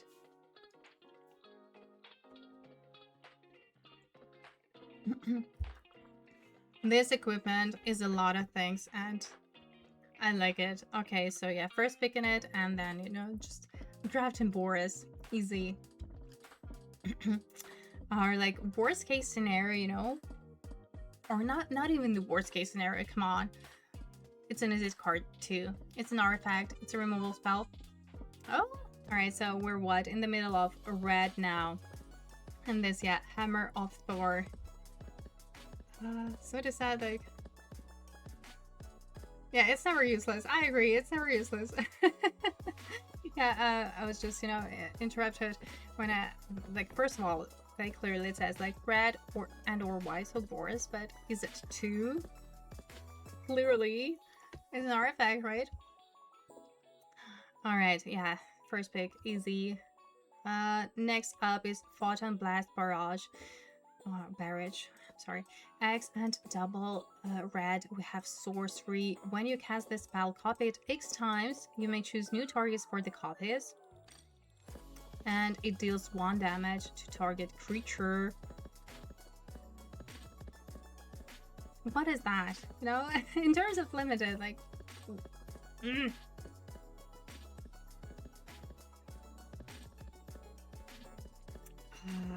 how, like, okay. Like, this is like a little bit like a weird wording, right? What essentially X is like how much damage we want to deal to a creature. The wording is weird though. Anyway, okay. Quicksilver Brush Blur. For 1 red mana, we have a creature mutant hero 1/1. If it's in your opponent hand, you may begin the game with him on the battlefield. Also, it's in the rare slot. It has haste and power up 5. Put a +1/+1 counter and a double strike counter on Quicksilver. Would you first pick it? Honestly, every time we talk rares and mythics, the question is, would you first pick it? Because it's okay. It's not like the bomb, right? It's not what you would probably expect from a rare or mythic. That being said, I'm pretty happy that there are not a lot of bombs.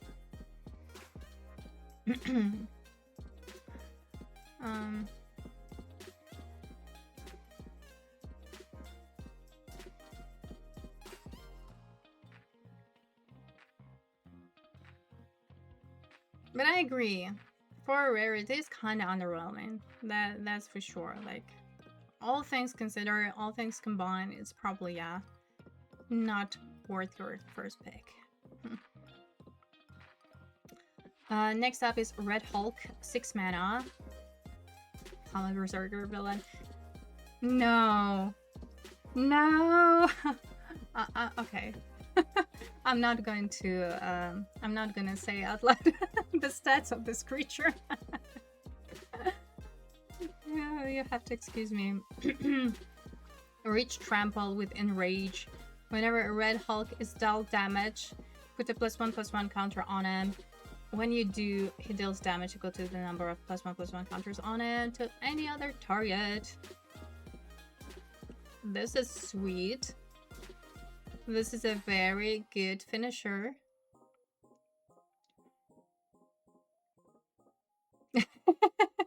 Yeah. Actually, yeah.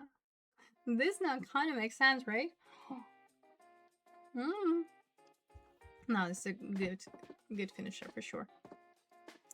Anyway, next up, Repulsor Blast. 4 mana sorcery with Teamwork 2. It deals 5 damage to target creature. If the spell was cast using Teamwork, it also deals 2 damage to that creature. Which, you know, not necessarily, but nice. Sure, good. Like 4 mana, 5 damage removal. Okay. And next up is the Scarlet Witch for 3 mana. It's a rare. We have a creature 2/3. Instant and sorcery spells you cast with mana value 4 or greater. Cost X less to cast, where X is the Scarlet Witch's power.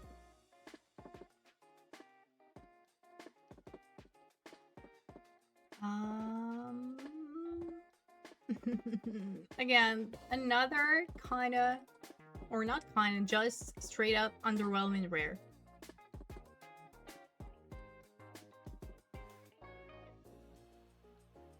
Sure, like we may it makes our like its fastest spells cheaper, but it's a rare.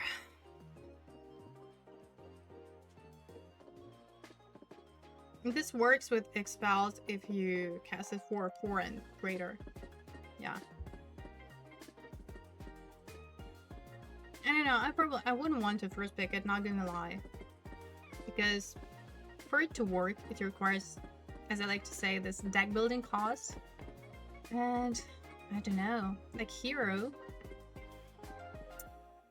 Probably it belongs to Boros. but then I cannot think of any like super expensive spell, to be honest, where it would matter. I don't know. Oh, Netox, hello, hello. Oh, so many raiders. Let's go. Thank you so much. Hello and welcome, raiders. So this week we are dedicating to the new upcoming set of Magic the Gathering Marvel Superheroes, and every time a new set comes out, I do this first impressions limited set review, and this is part 1. Tomorrow I'll be back with part 2. We're going to pick up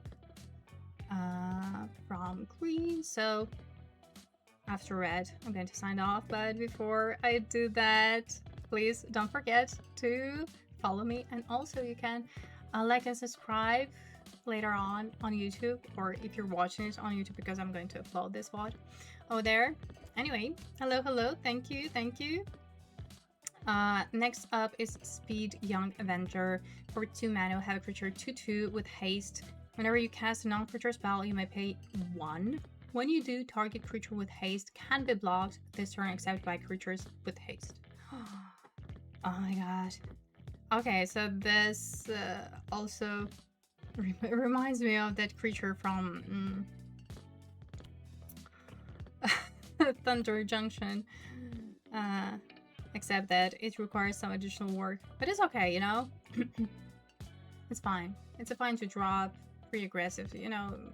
I don't know. I probably wouldn't even like bother too much about this ability. Just consider it as a 2/2 for 2 mana with haste. That's it, right? However, it's a legend, so again, there are a lot of legends there. Be mindful. Next up is Stark Industrious Executive. For 1 mana, we have a creature, Human Advisor 1/2, so not a hero, not a villain. For 2 mana, tap, create a treasure token. Now this can be useful. But yeah, I don't know. 2 mana seems like a lot of mana, but at the same time, you know, you can just create treasures every single turn. Maybe.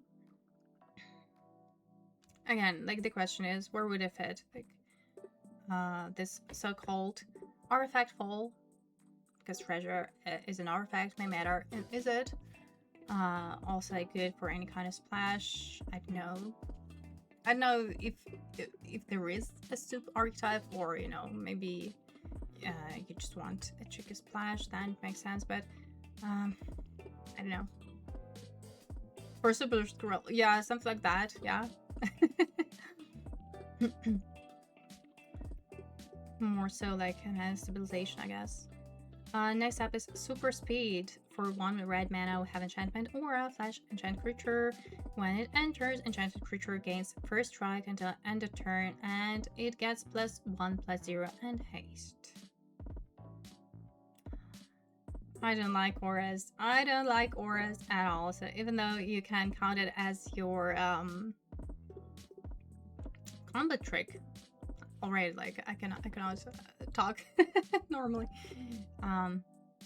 It's probably like not good enough of a combat trick, to be honest. Like we've seen variations of it in red before, and it rarely was, you know, even decent.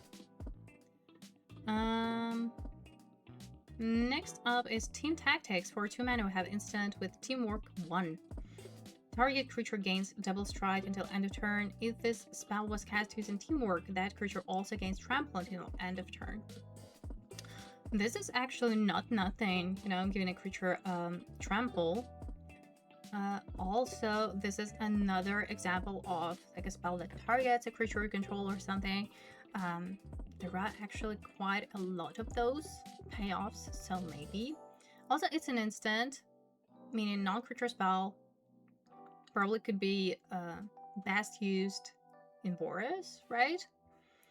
So yeah, it's probably a card for Boris. Yeah, this like assemble your oh my god, I cannot think of that equipment. Oh, I'm so cooked. That equipment, double strike, tremble. For each attacking creature. You got me. I'm blanking out. What the heck? Embercleave! Yes! Embercleave, thank you. Ridiculous. I agree, 100%. Embercleave. This is it. Next up is Thor, God of Thunder. This is our mythic. 5 mana, 5/5, flying. Let's go. Already. Please, no drawbacks. When Thor enters, exile target equipment, instant, or sorcery card from your graveyard. Until the end of your next turn, you may play that card. Sweet. Let's go. Whenever you cast a non-creature spell, Thor deals damage equal to that spell's mana value to any target. I mean, okay, this is a bomby bomb. This is the kind of bomby bomb that you want to first pick for sure. This is insane. This is so good. Very, very nice. Next up is Truck Toss. For 4 mana, we have instant, and it costs 2 less to cast if you control a vehicle. It deals 4 damage to any target. While the odds of you controlling a vehicle in this limited set is very low, but never 0, right? But I guess, you know, like 4 mana, 4 damage to any target seems fair to me. Also like Truck Toss this. Nice. Next up is Vision of Love. 2 mana instant, you may sacrifice an artifact or discard a card if you do draw 2 cards. Okay. Yeah, sure. It is playable. Next up, Volcanic Villain. 3 mana, we have a creature 3/2 with haste and power up 6. Put 2 +1/+1 counters on this creature. Power up, I guess, you know, in this scenario is just like an added bonus, because like baseline is just, you know, this 3/2 for 3 mana with haste, which is not bad, but you know, depending on like a situation, not great, because it trades off with the 2 drop. That's like the thing. The fact that it has haste makes it slightly better, I guess.